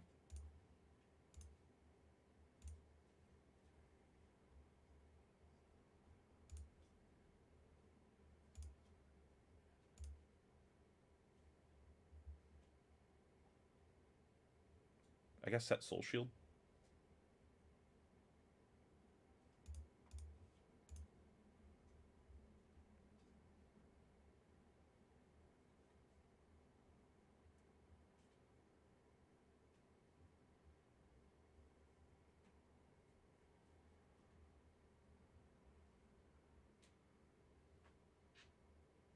Yeah, if that Erudition connected, we definitely win this game, but it'd be what it be.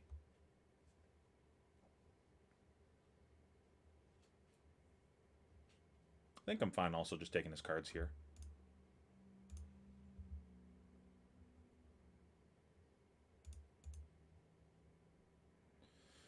I guess.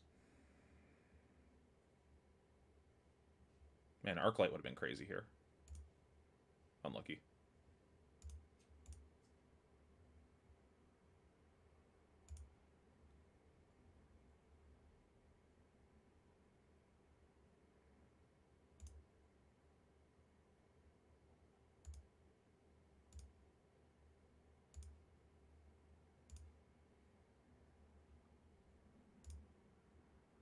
Nine, you say?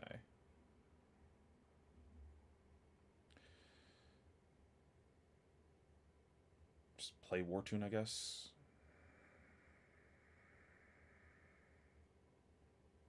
Pitch this into Soul Shield.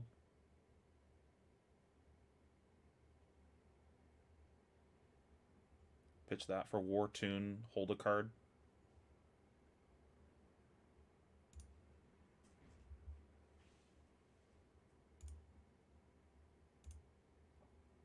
It's a lot of number.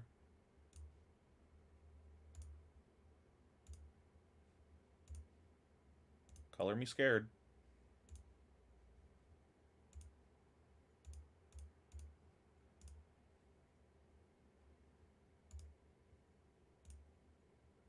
Unfortunately, we're kind of in a state of the game where just like a popper probably ends the game. But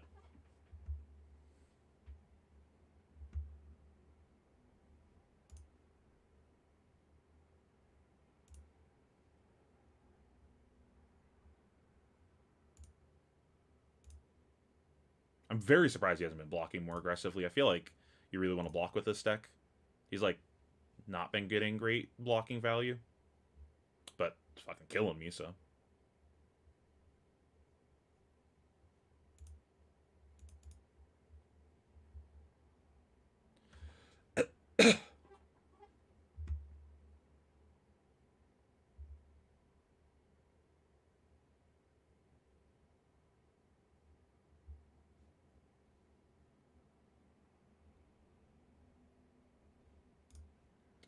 So what do we got left? Triumph, I think?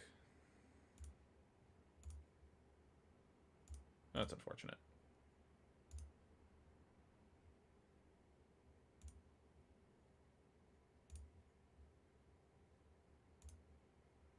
Oh, that I can deal with.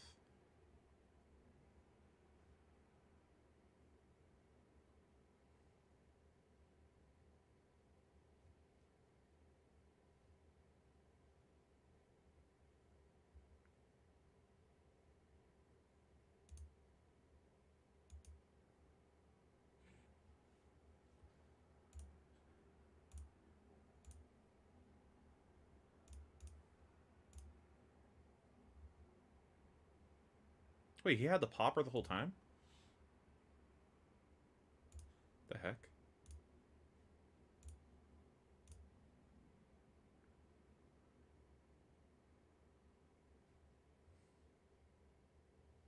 Hmm.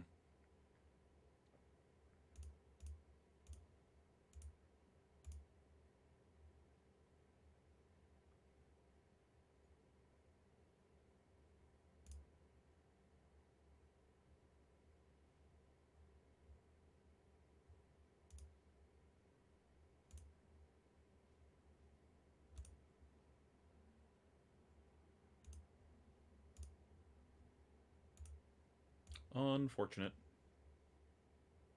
Now we probably die. Also, really needed to see these on his small saber attacks, not like when we saw them this game. So our hand blocks for a total of 6. We can flip a Figment.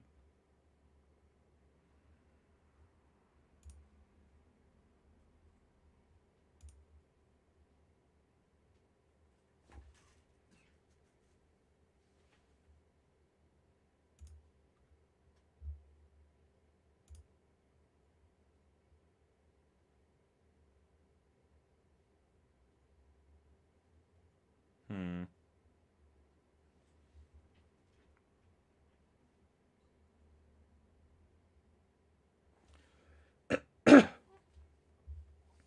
Hmm.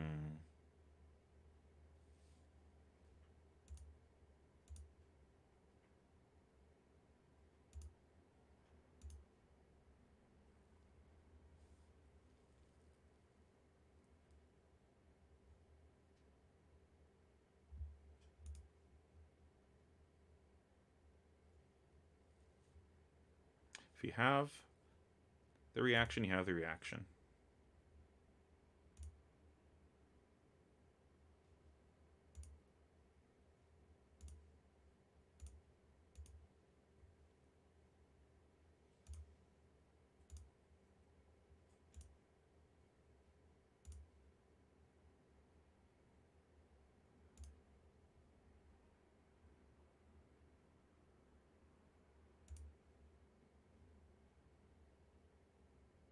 We're not dead.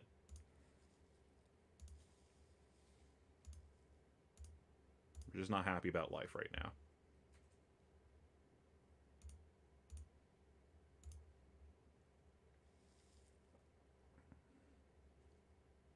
Question is, do we play this?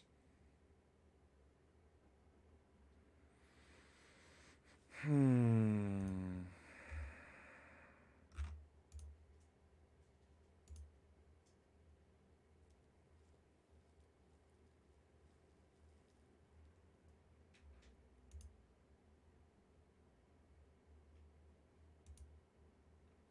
I don't think we play this so that way we can give ourselves the chance to draw and play an Arclight this turn. I guess that doesn't really do anything, right? Like,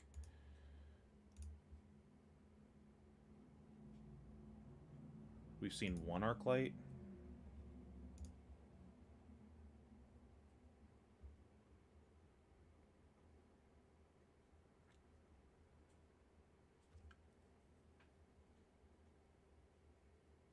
Second Erudition doesn't really do a whole lot. Because I think we're just going to swing a Figment at him.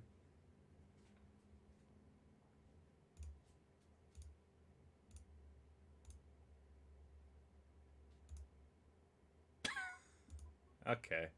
Thank you, game.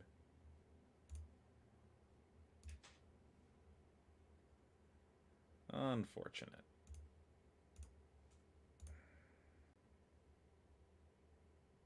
At least we got a card.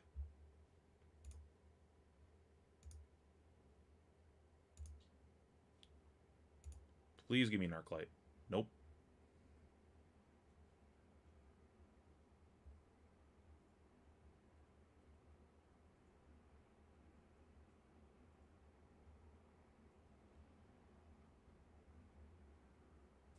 That's so greedy. Holy shit.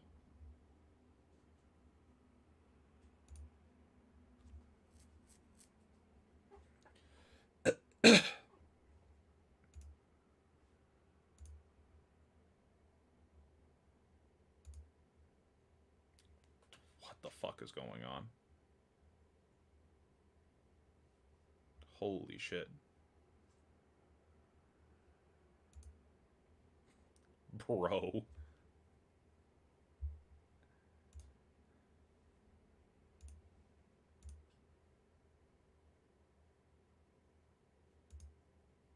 Calm down.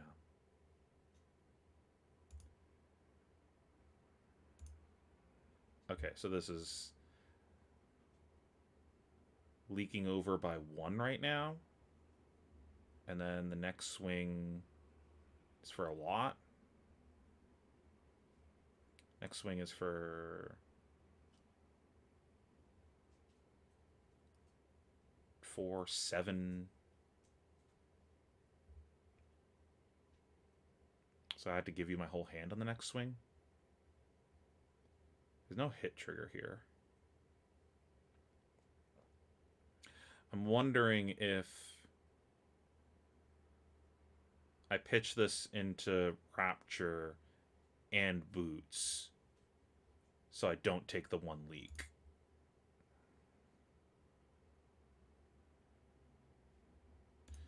But that'll get pumped up by 1 anyways.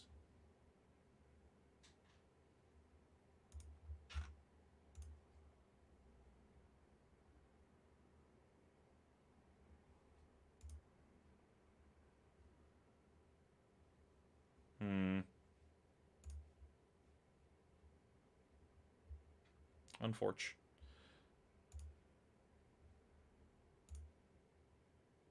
Yeah, that doesn't do anything.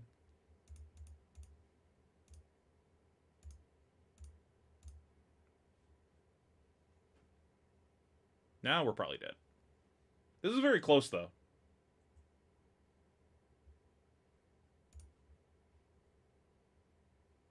The 2 poppers, I think, decided the game.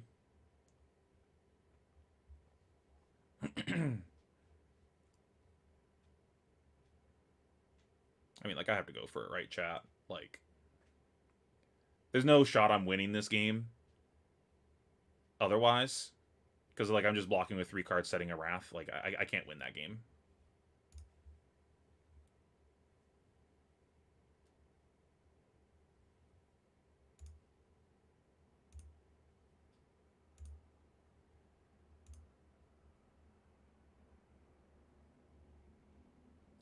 He doesn't have a Blade Flurry or anything.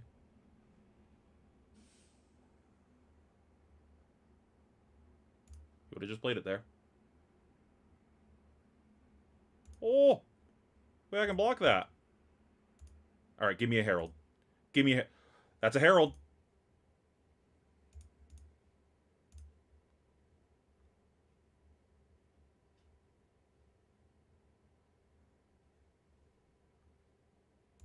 I don't think we have any Figments left, though. It doesn't matter.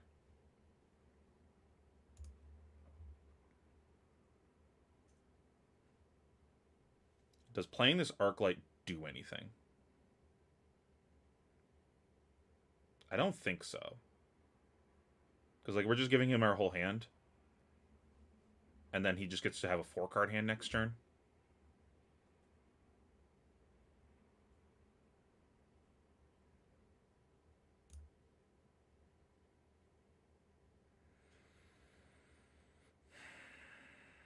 He pitched a go again, so that's probably a go again.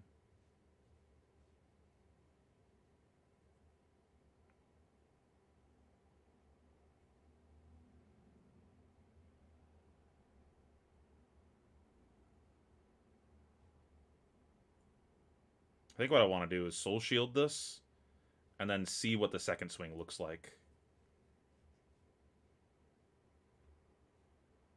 Maybe setting Soul Shield's better. Maybe setting Arclight's better.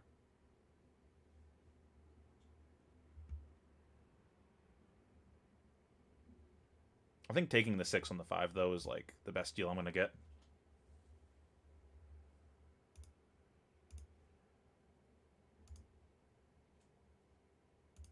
Yep, you got me.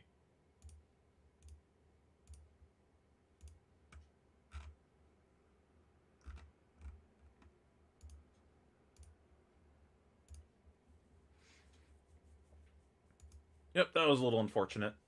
Maybe we should have kept that really early arc light.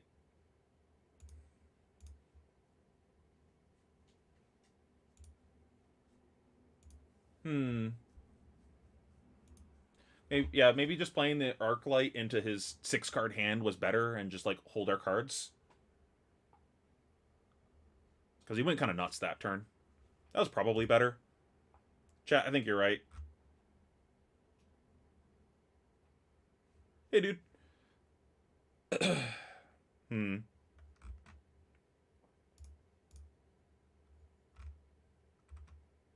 We weren't playing reprimands. We were playing just a clean 60. So we took out the blinding beams, and that seemed like that mattered a lot. So maybe we needed to be playing towards that, of just like, we know they have poppers, so setting that so that way we can break through on those turns. I don't know.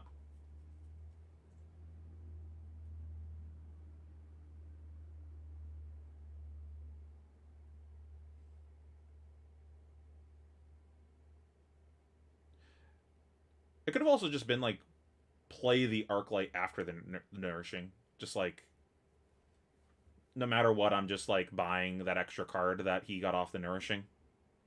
So we kind of reset the board.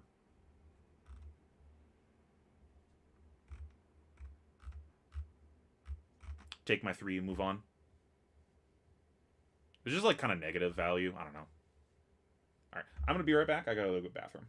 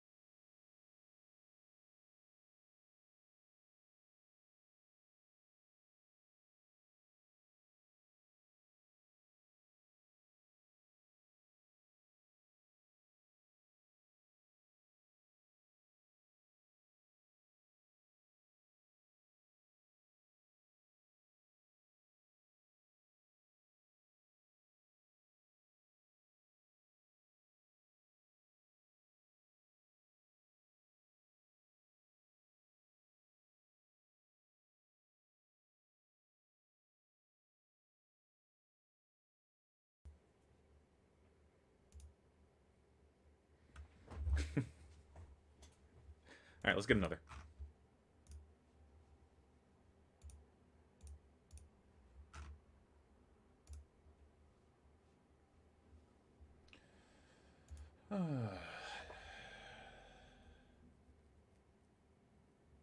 I think the so on my docket of questions was the Angelic Wrath, and I think that game, it being Wrath over a Red Herald, was good. I didn't want to throw 2 Heralds a lot of the time. I wanted to like block with cards, throw 1 Herald, and then like I know it's gonna connect. So I think it was good that game. It kind of sucked though, it being a non-block in some of the states. Like I think I had them at the end of the game there, and it kind of sucked that it was a non-block. So like maybe play my hands weird. Where if it was just a Herald, I could have like blocked differently and just thrown that instead. I was just like short like a little bit of punching power at the end there. So like it was good early mid game, and then it was terrible late game.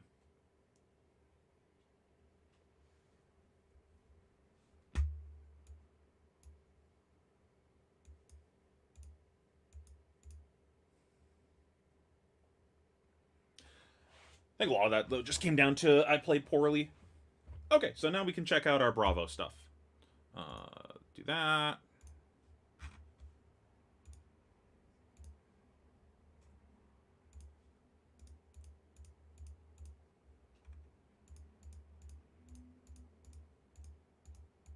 my god. I'd love to be able to click on my cards. Holy shit.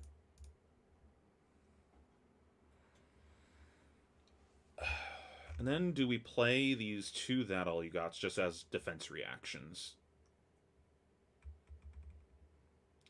I think I want to run a clean 60 so I can see my pieces sooner.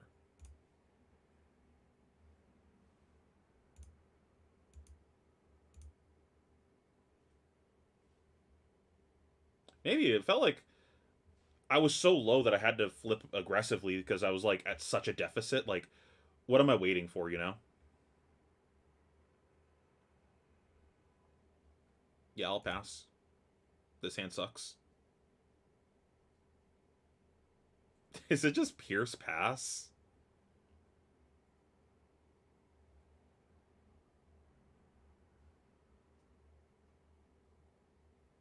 Ugh.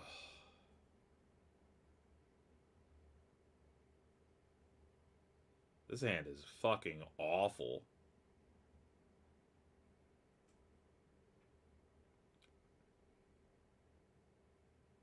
Yeah, I think it's like Pierce set tone pass.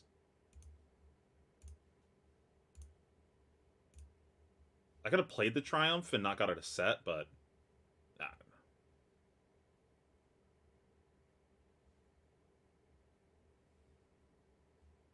So right now, this Blinding Beam would be better if it was the 0 for 4 yellow.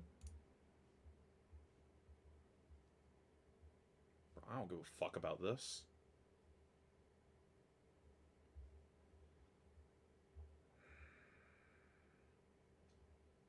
Do we play this tome?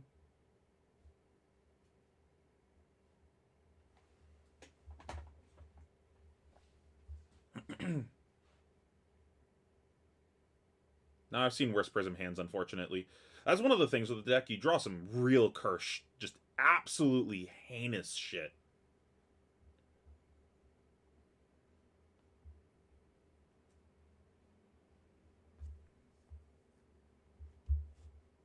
I'm kind of into just toming here to find, like, an aura. Just, like, Soul Shield this, find an aura. This just cares about attacks, right? Yeah. So, like, I could play a blue aura if I see one.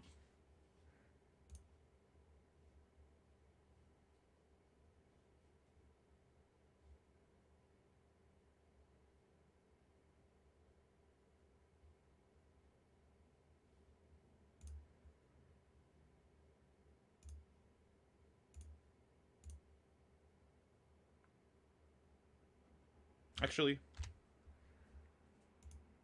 let's pitch the Blinding Beam instead. Because there's a chance we actually cast this Triumph.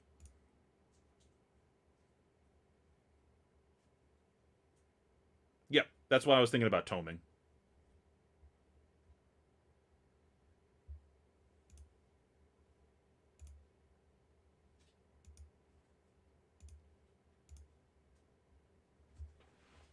Okay, chat. Let's think about this. Let's not be too hasty.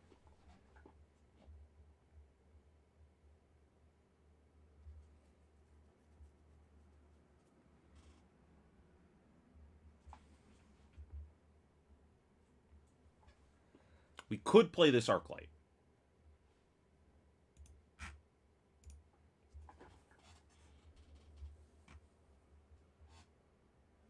I'm kind of into just playing this passing, though.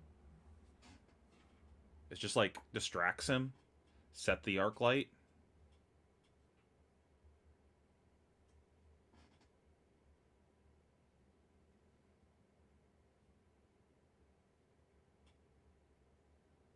Still have this stupid ass Triumph in my hand, though.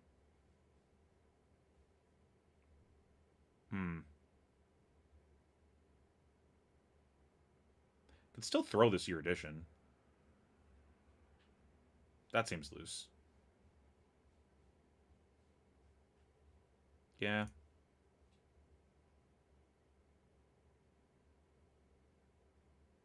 You know what, YOLO? I think I'm supposed to play this and just, like, get down 2 auras.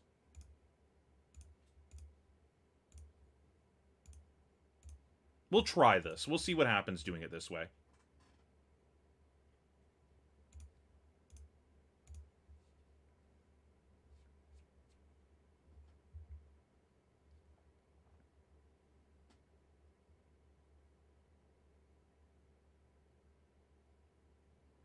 Because this is probably going to buy all of his armor also.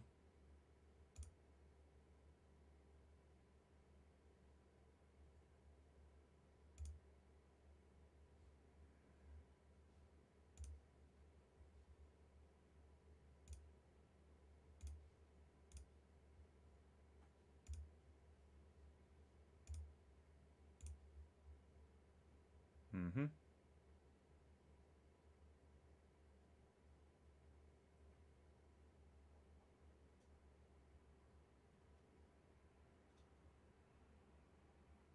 Getting a go again out of his deck is kind of nice.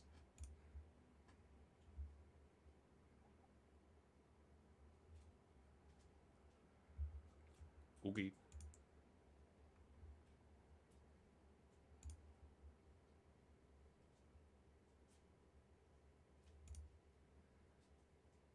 I mean, like, I wanted to set the Soul Shield, but, like, if you insist,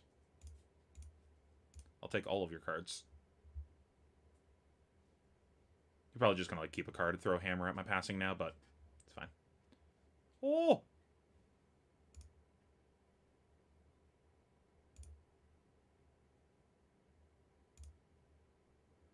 Goodbye, armor.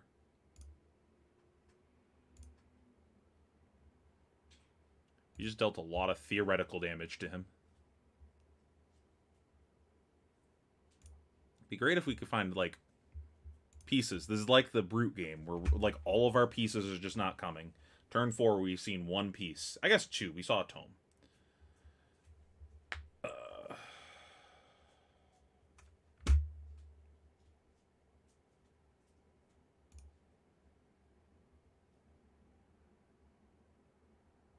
Just throw this Triumph, I guess.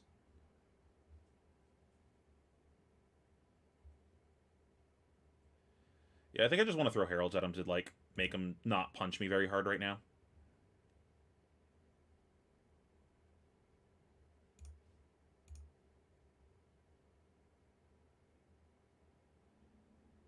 That's unfortunate.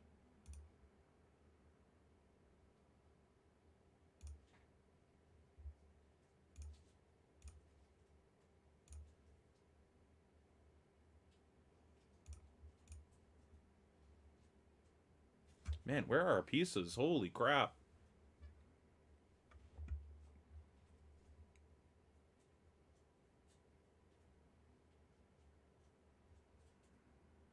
So the question is, does he just hammer my aura? Maybe we just block with one card.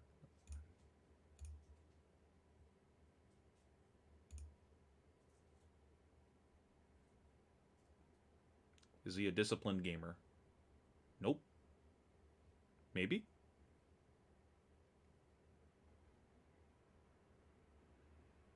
The Arclight seemed okay, though. It bought us space, so he just would just please stop.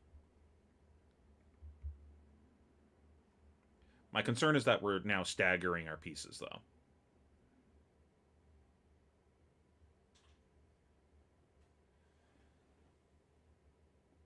Like, can't win the game if all we're doing is throwing heralds at him. So do we block with 2 cards and play passing? Probably better to lead with Erudition there, so you can bait him into using a lower attack power blocker. Yeah, sure. I'm trying to save my Halo, though. Like, I'm not trying to blow my Halo just to, like, get him. I'm trying to save it for, like, my combo turn. I think it's important to, like, really be conservative with this in the matchup, but I could be wrong. So passing just buys his turn, but then we're spacing out our pieces. I kind of like just blocking for 3, throwing this Erudition, pitching Erudition for later. I want to have a stack at the end of the game that's Erudition, yellow, and then 3 Cataclysms with another Herald in the next hand. So if I set this, it means I can play this with another aura of some sort. Like, I want to have a double aura turn. So I think we just do this.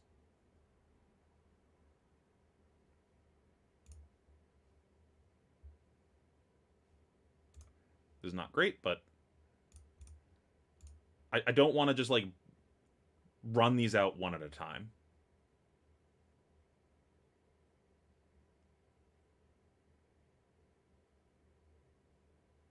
The fact that he's thinking about it.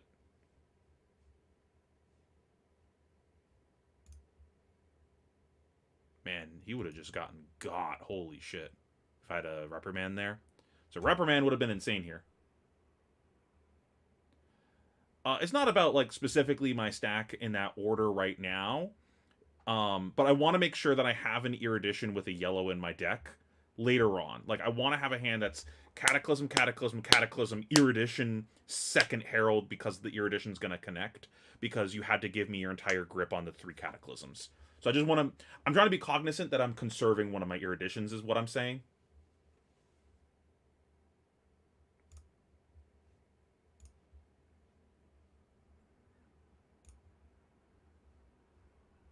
Okay.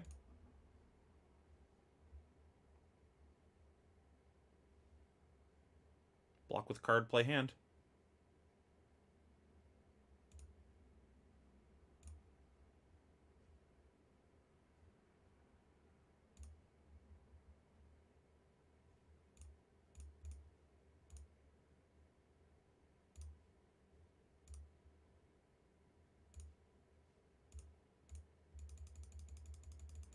Let me play it! Okay, please stop punching me. Nope. Unlucky.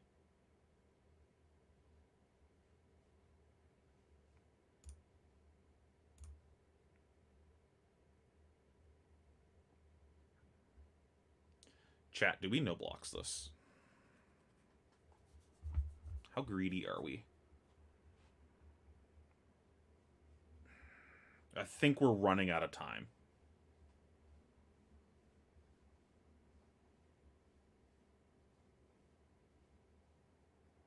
He might kill the passing instead because I have Pierce passing, and that's, like, really annoying.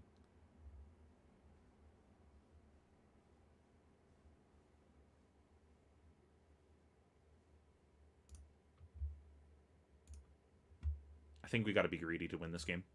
And just trust that the top of my deck has something.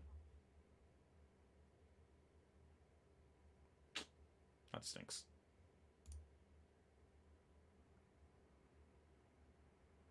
Do we play this now?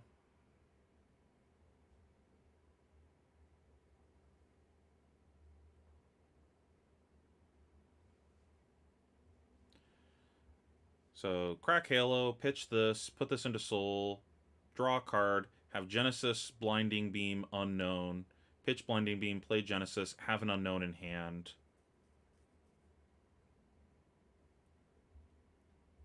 It's not quite enough.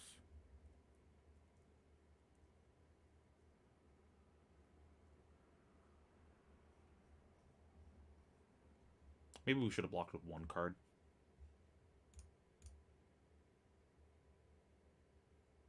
Yeah, I think we should have blocked with one card.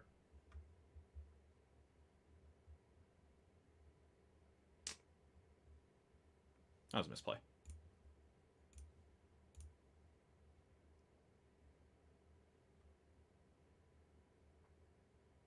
Hopefully this connects and we can still convert this card into something.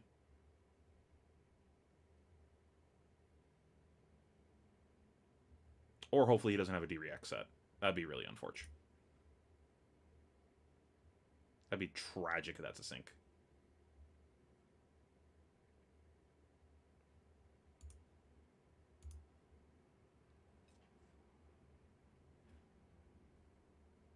Okay.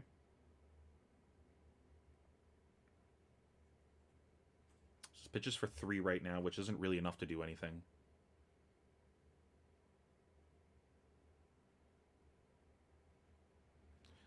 I almost just want to get a protection just to buffer our life total a little. Maybe it's correct to just get the rebirth. I think I'm flipping, though, just to protect my life.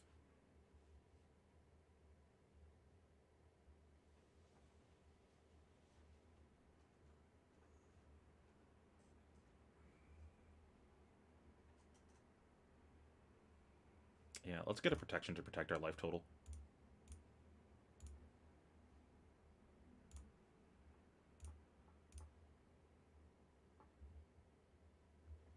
Surely he just bonks an aura here.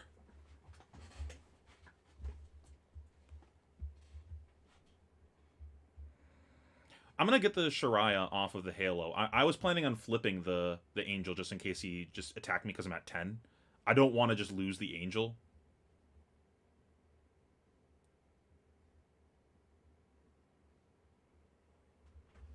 Now is it go time?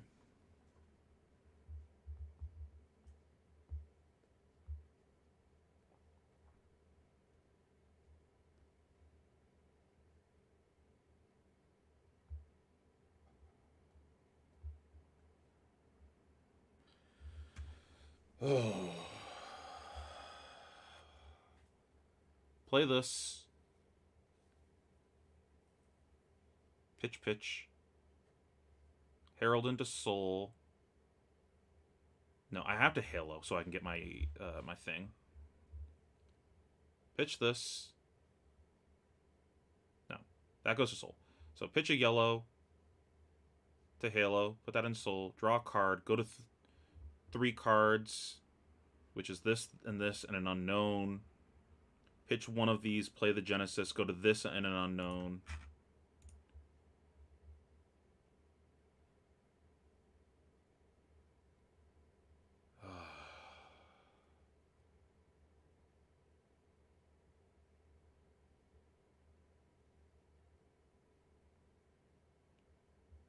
And then I just have to pitch both of them to flip and swing and hope.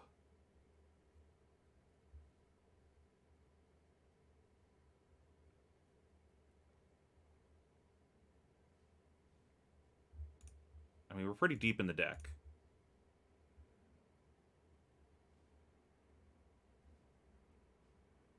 And we're going to see 4 extra cards doing this. And if we see a Tome, that works. If we see an Arclight, that works.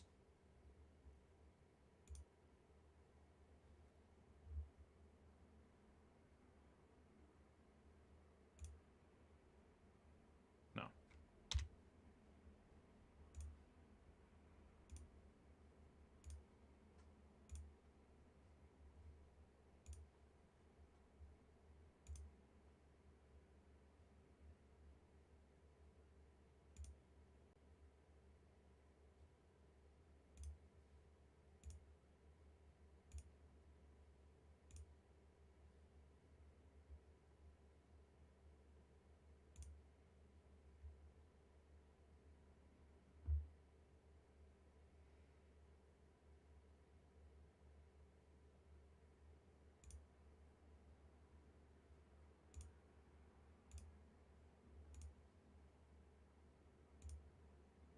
We might whiff here, but we got to go for it, I think.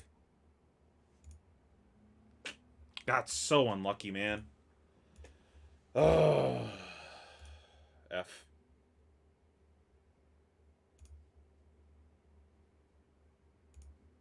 Maybe I should have waited a bit longer.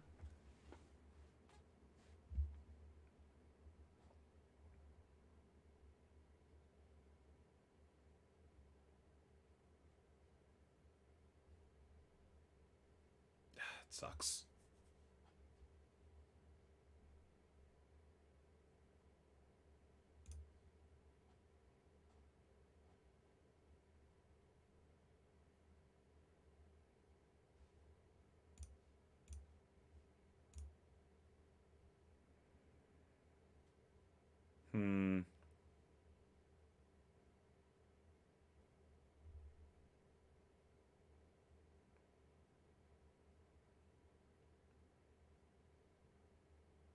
I just don't know if this even matters.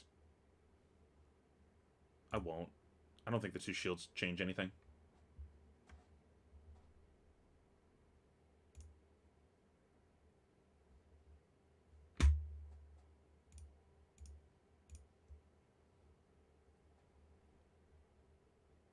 Man, 1 card off. I guess 2. But then we would have drawn bricks. Just everything's at the bottom.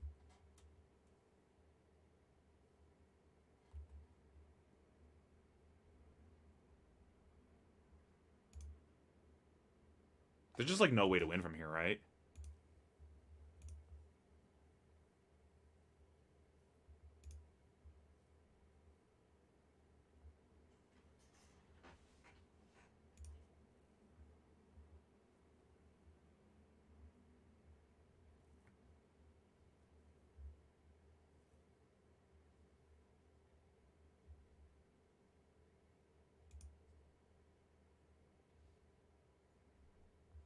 And like even a merciful would work here just so I get soul going.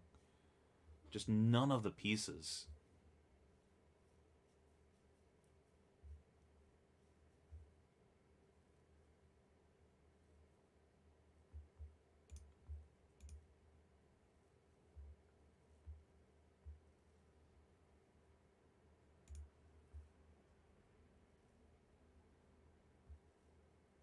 It's funny.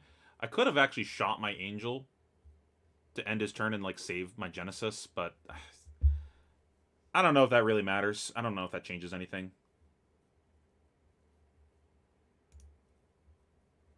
Like at this point, I'm just pushing buttons. Like I don't know if I can ever win this game now that he killed my two things that matter. I'm just like playing another turn or two just to see if I can think of something. Because I just don't see any way. No, I didn't forget about it. It just I don't know if that matters. Like sure, I saved my Genesis, but then like now what?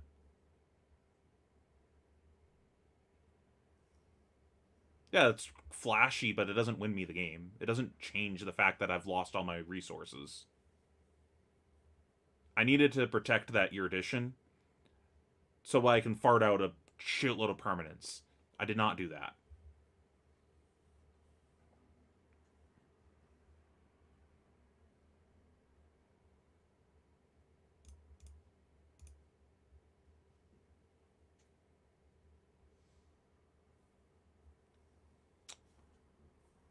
I think if this doesn't hit, I'm just going to concede. I just don't think there's any way to win.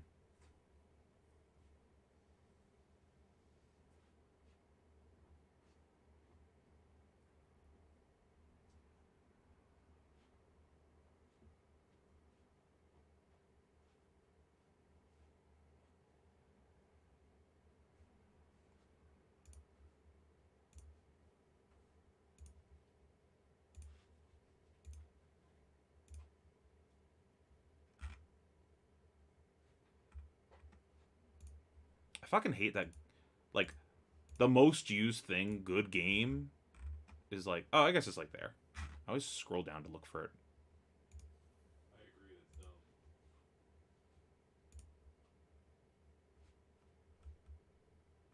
Yeah, they're just all fucking at the bottom of the deck.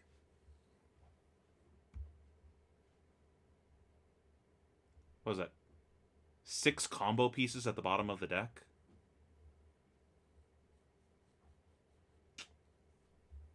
Okay, let's refer back to our notes. The blinding beam didn't matter. Just didn't matter. I attacked once when he had it in my when I had it in my hand, and then that was the turn I tried playing that arc light. So it just didn't matter. And then after that, it was just a pitch card.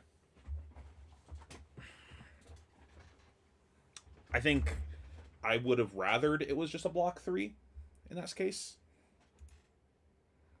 But also, he just like absolutely disrespected my first erudition that I threw at him, and he just put a 6 in front of it.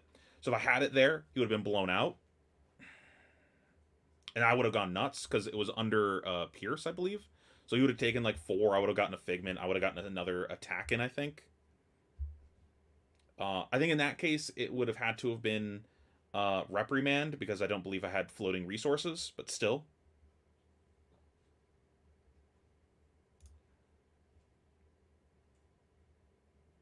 Maybe I shouldn't have played that arc light. Maybe I should have just set that arc light. Like, it felt good.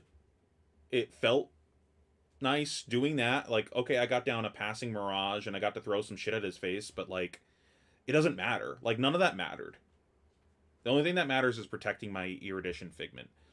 And I was getting too, I felt like I was getting too low, where I was like one all instant hand away from him just killing me because I'm at 10.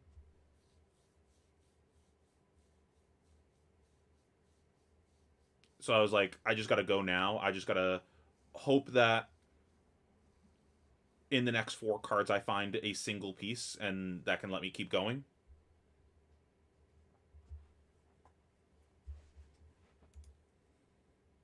So maybe it's the case where the deck needs even more digging ability, where you can find your pieces faster.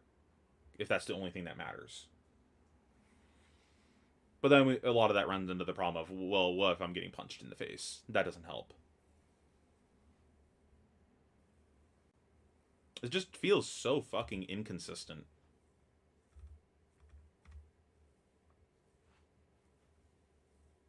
But again, I could have been patient. I could have kept blocking.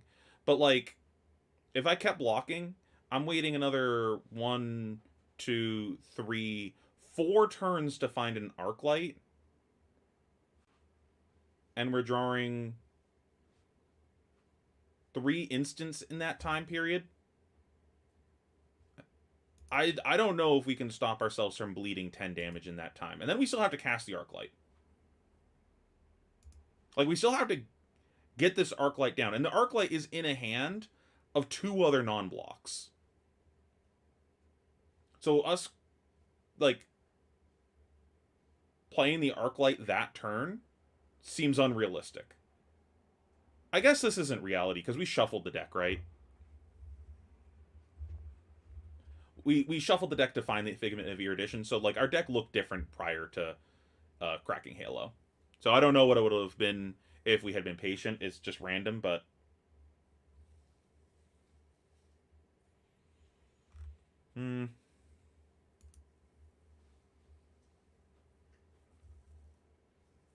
Let's try one more.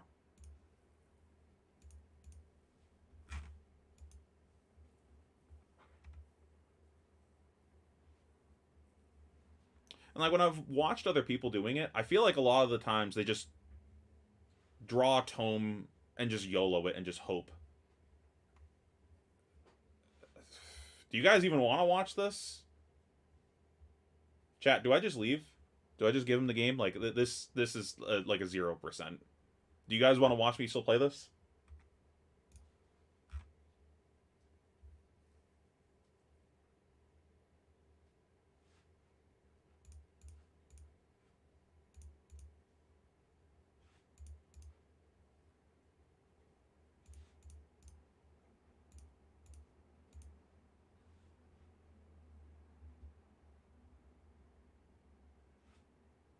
What say you, chat? Do we leave?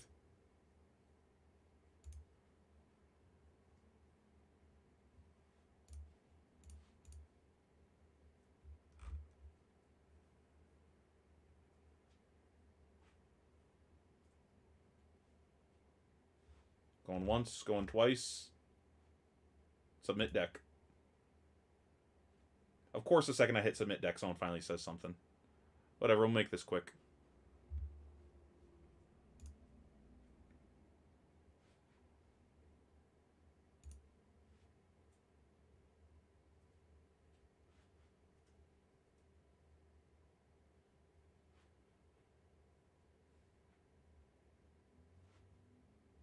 Do we just play this Arclight here?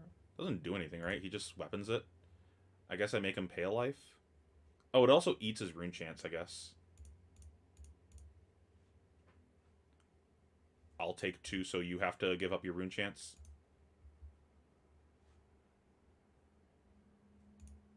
Wait, he just left it? The fuck? What the fuck? He had an action point, right, chat? Am I tripping?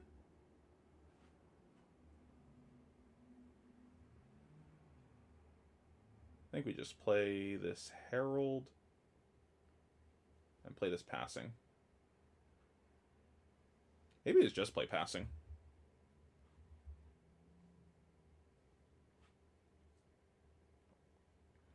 I'm kind of into just playing Passing here. What do you think?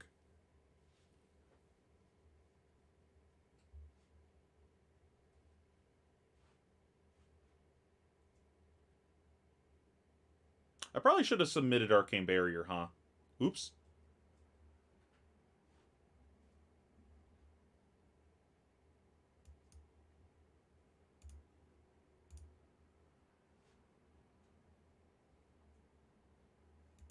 Also, why the heck is this guy playing Sigil? That's kind of weird.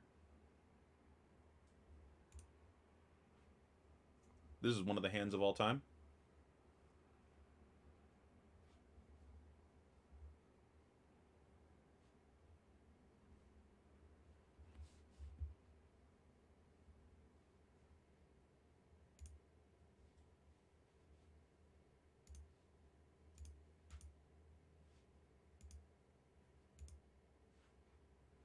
Yeah, but we don't have Arcane Barrier, so I think this is an auto lose anyways. I forgot to click the button because I'm a silly.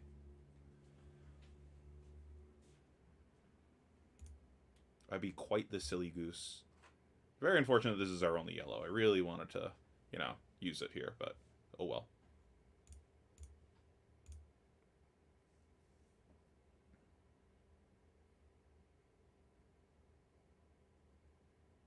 Be sick of this Ghost of Soul.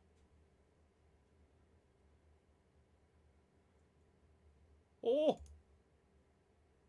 Oh!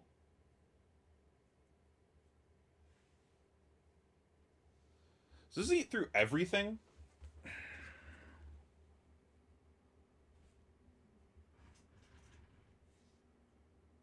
Yeah, everything.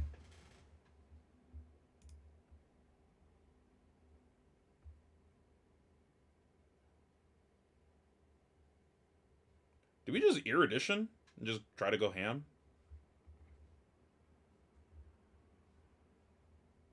Nah. That seems bad. So we have one floating, so a blue would cover an attack with a Figment and another Herald.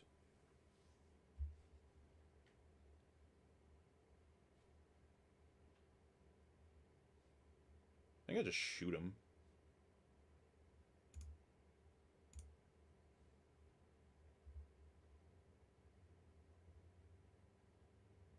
Yeah, I think I want to save my Triumph for my Halo.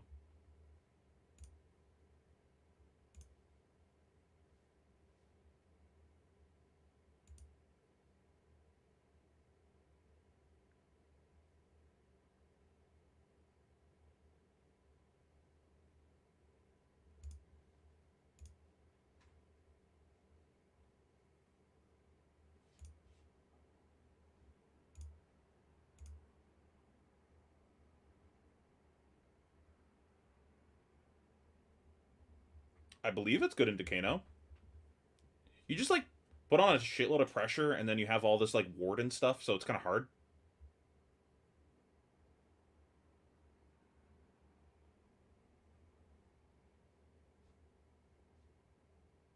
Interesting. Oh! Lunch money acquisition. We shook him down, chat. Wait, now he doesn't have armor for my Erudition.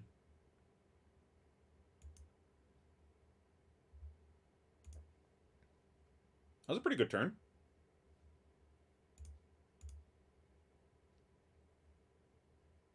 No, this doesn't do anything.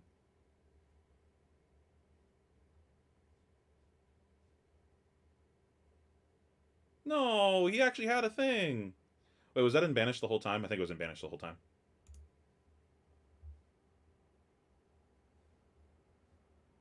Uh-oh.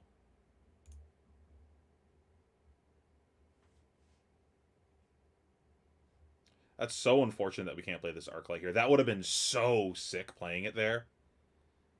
We just, like, rock him with that Arclight.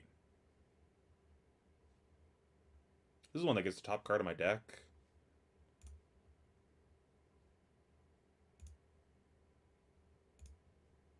I think I just have to block this, right? It's like throw this protection, get depression.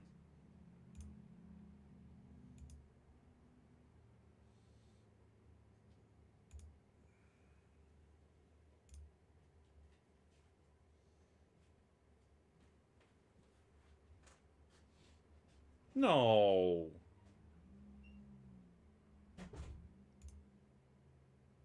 Does he still have to pay the life for that? Chat, are there any knowers? I didn't notice if he lost life off of that. Ooh. Take 2?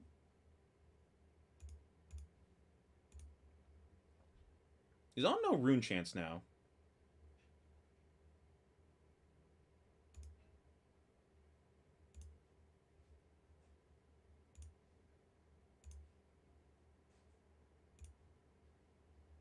Double blue. And then the rest of my hand doesn't do anything.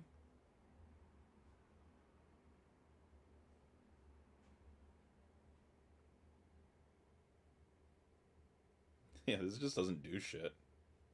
This hand is heinous.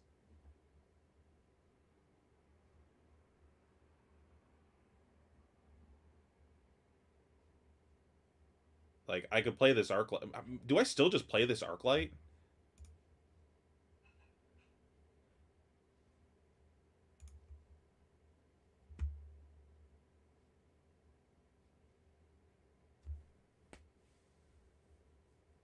Just all these cards don't do anything.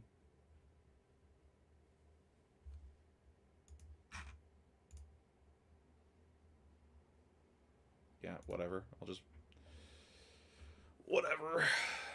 Alright, now I'll play the arc light. I'll get your second one.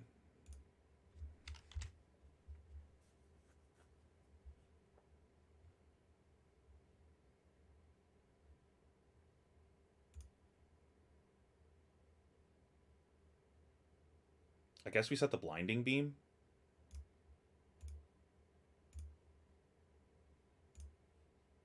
Like, maybe we Halo there, but that seems loose. Be sick if we had AB. Could actually use these two resources.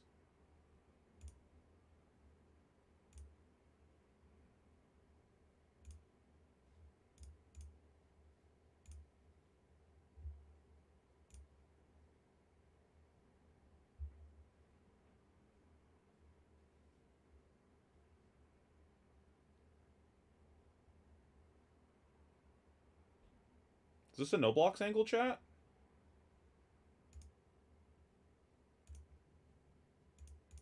Nope. Unlucky. Oh, man.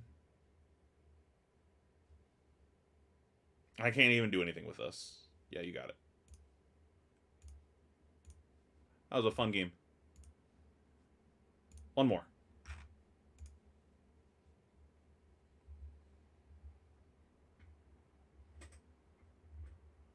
Not repping the best win rate today. Now, this is a matchup I don't know. I feel like I'm going to go first gamer. And I feel like the aura plan's actually probably good into them.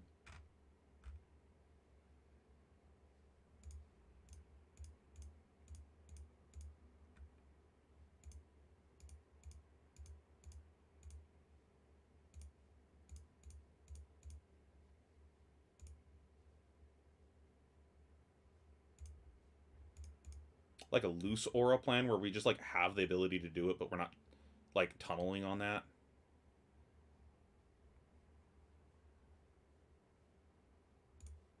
Maybe not. They have sevens.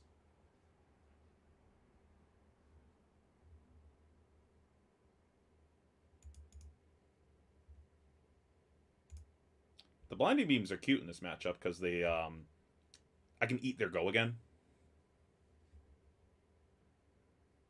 I guess.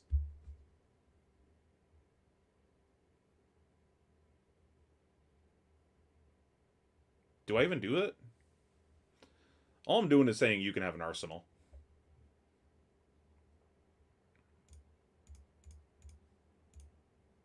Doesn't fucking do anything. This is like I win second with extra steps. These hands. All blues.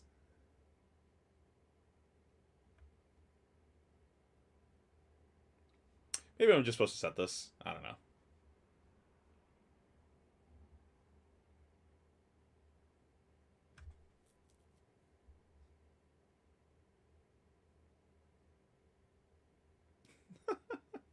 That username, though.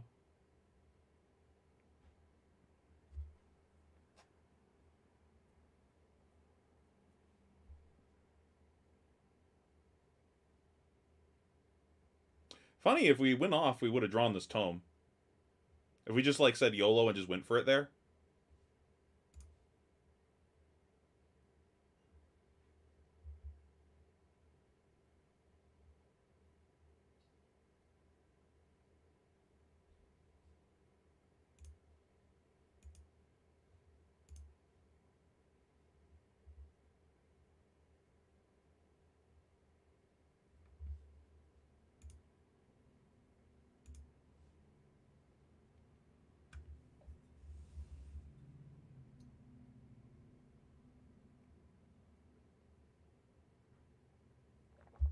Okay. Well, I guess while we're waiting for our claim victory button, thoughts on the deck so far, chat? Any thoughts and prayers from chat? Any questions? Talk to me, chat. I'm bored.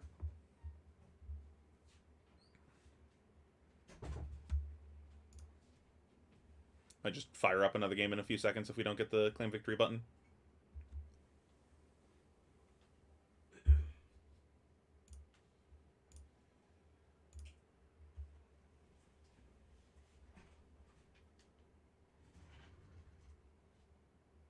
Yeah, we're just gonna refresh it once. Fire up another game.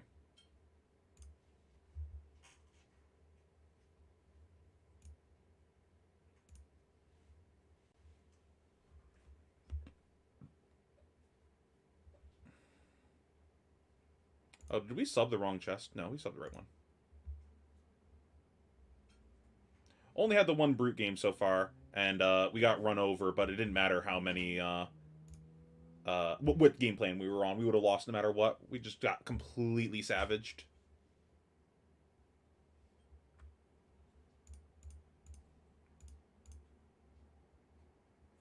Actually, I just want. I'd like to try Heralds into them and see what happens.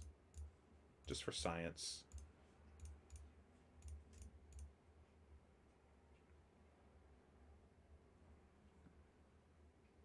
Cut 2 cards.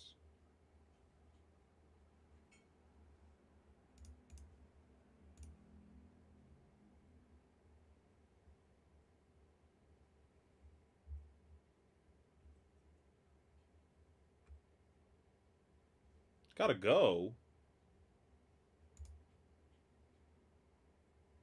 Beaming Blade. Is this guy also AFK? Okay. If his charge gets +1, okay.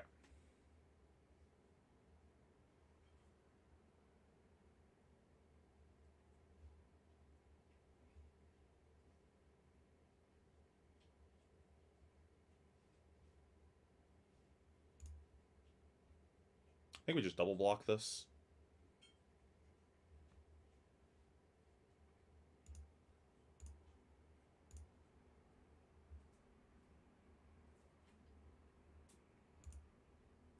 Okay.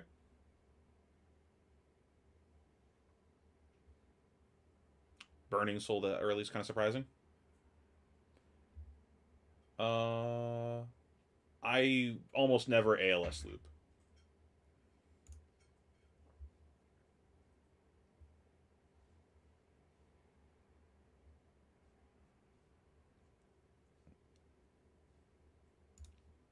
This seems very greedy. Like, surely I don't double block that if I'm holding non-blocks in my hand. Are you gonna juice me for some damage or something? I might drop Blinding Beam. Not enough games to, like, get a good feel for it. I haven't cast it a single time, so. But I haven't really had chances for it to be good yet. But it would have been just as good if it was the other card, I think. It just, like, hasn't had a chance to shine. Very surprised that he just burned through his soul like that.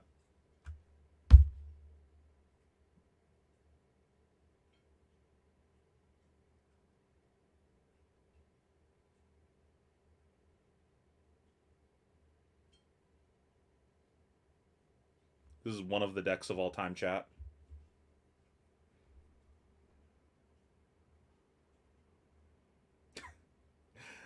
Remember what we said earlier about I've seen some worse hands? This deck draws some heinous hands.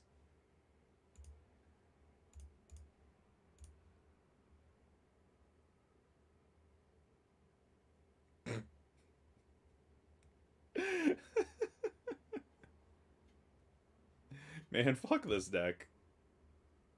Prism, why you do me dirty like that? This would have been great.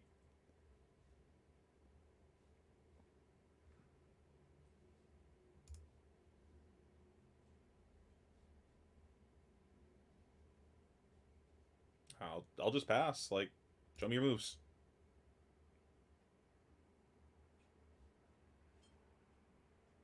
Now, Blinding Beam. Sick in this matchup.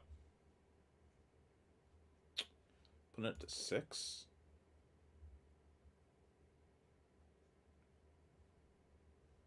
Gotta pay attention to that. Because that, I believe, would still work on his 2 for 5 weapon. But, what's the wording on this? Yellow card been put into your hero's soul this turn. So currently this can't actually attack. He put a red into his soul. I mean, I'll fucking soul shield you, bro.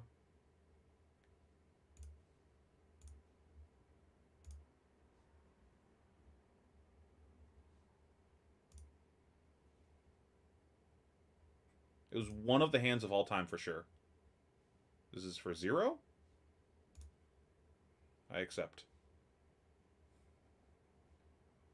You may get my spectral shield. If you have a thing. Okay. That was still better than my turn. That was still better than whatever I did last turn.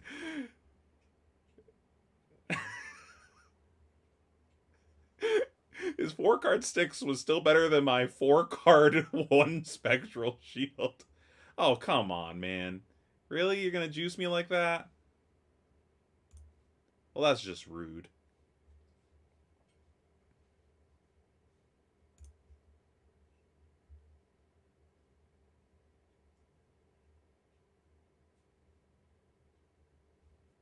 What a butthole.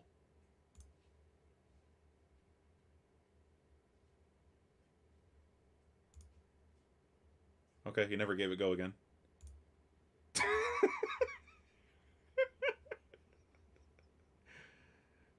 Okay. Whatever, guy.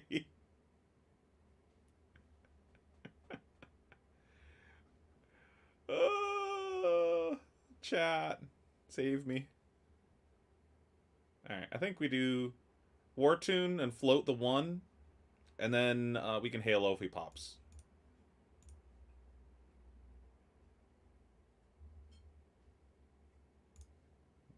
No pop.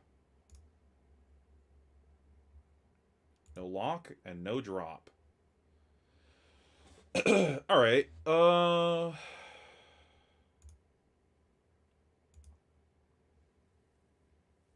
kinda awkward.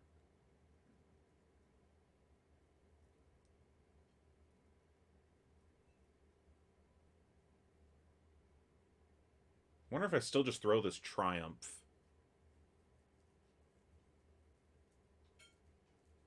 That doesn't seem terrible.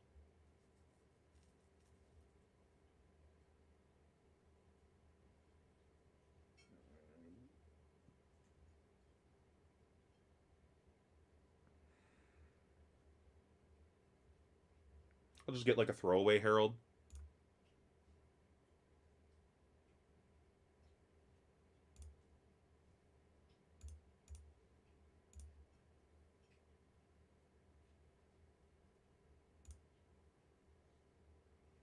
Cool.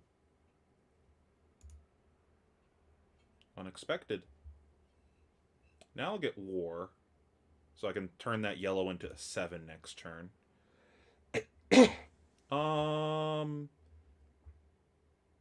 I think I flip for free for the life.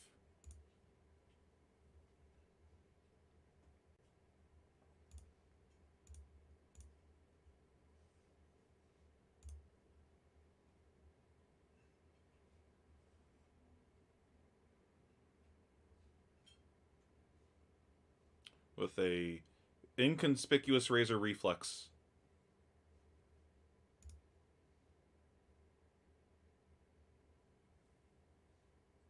What was this targeting? Me.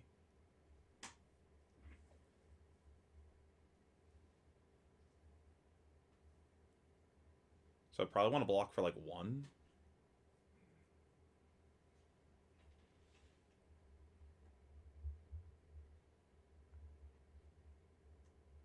Oh, right, I shuffled my deck, so that's not still on top of the deck.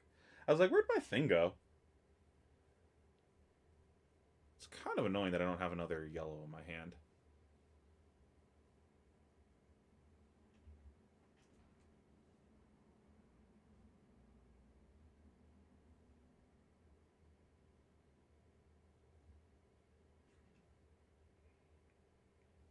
really don't want that to draw a card.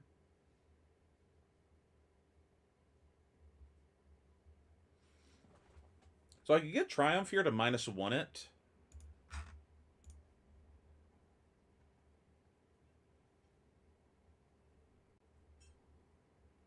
And then 5 covers nicely. I think I just pass and see what he does.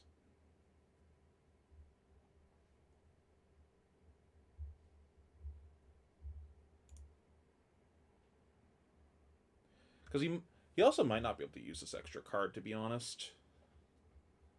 I do not actually know offhand what my record is. Chat, you can figure that out if you want.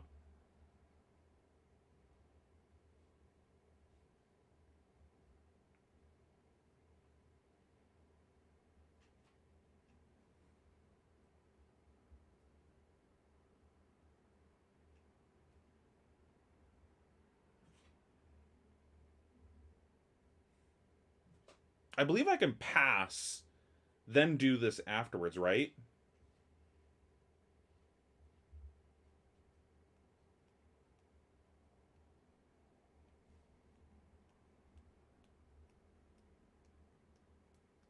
Chat, can I pass, then Halo after reactions to get the -1 from Triumph, and then he can't react anymore?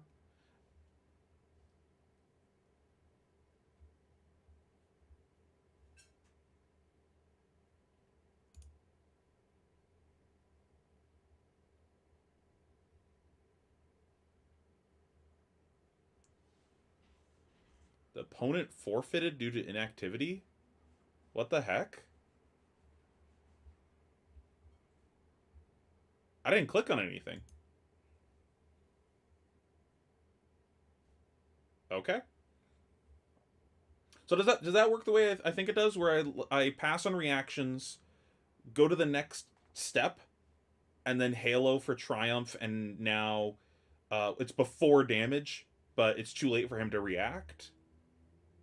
Because that's what I was thinking of doing there. Let the Banala eat it, and then do the -1 Triumph, and now this is not technically hitting, but he also is too late to Bolton.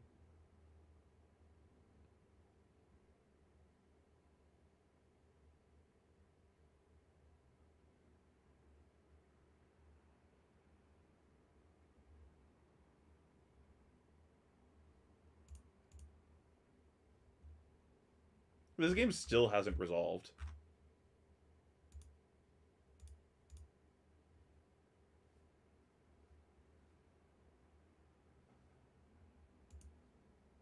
Bolton's a great matchup. They just leave.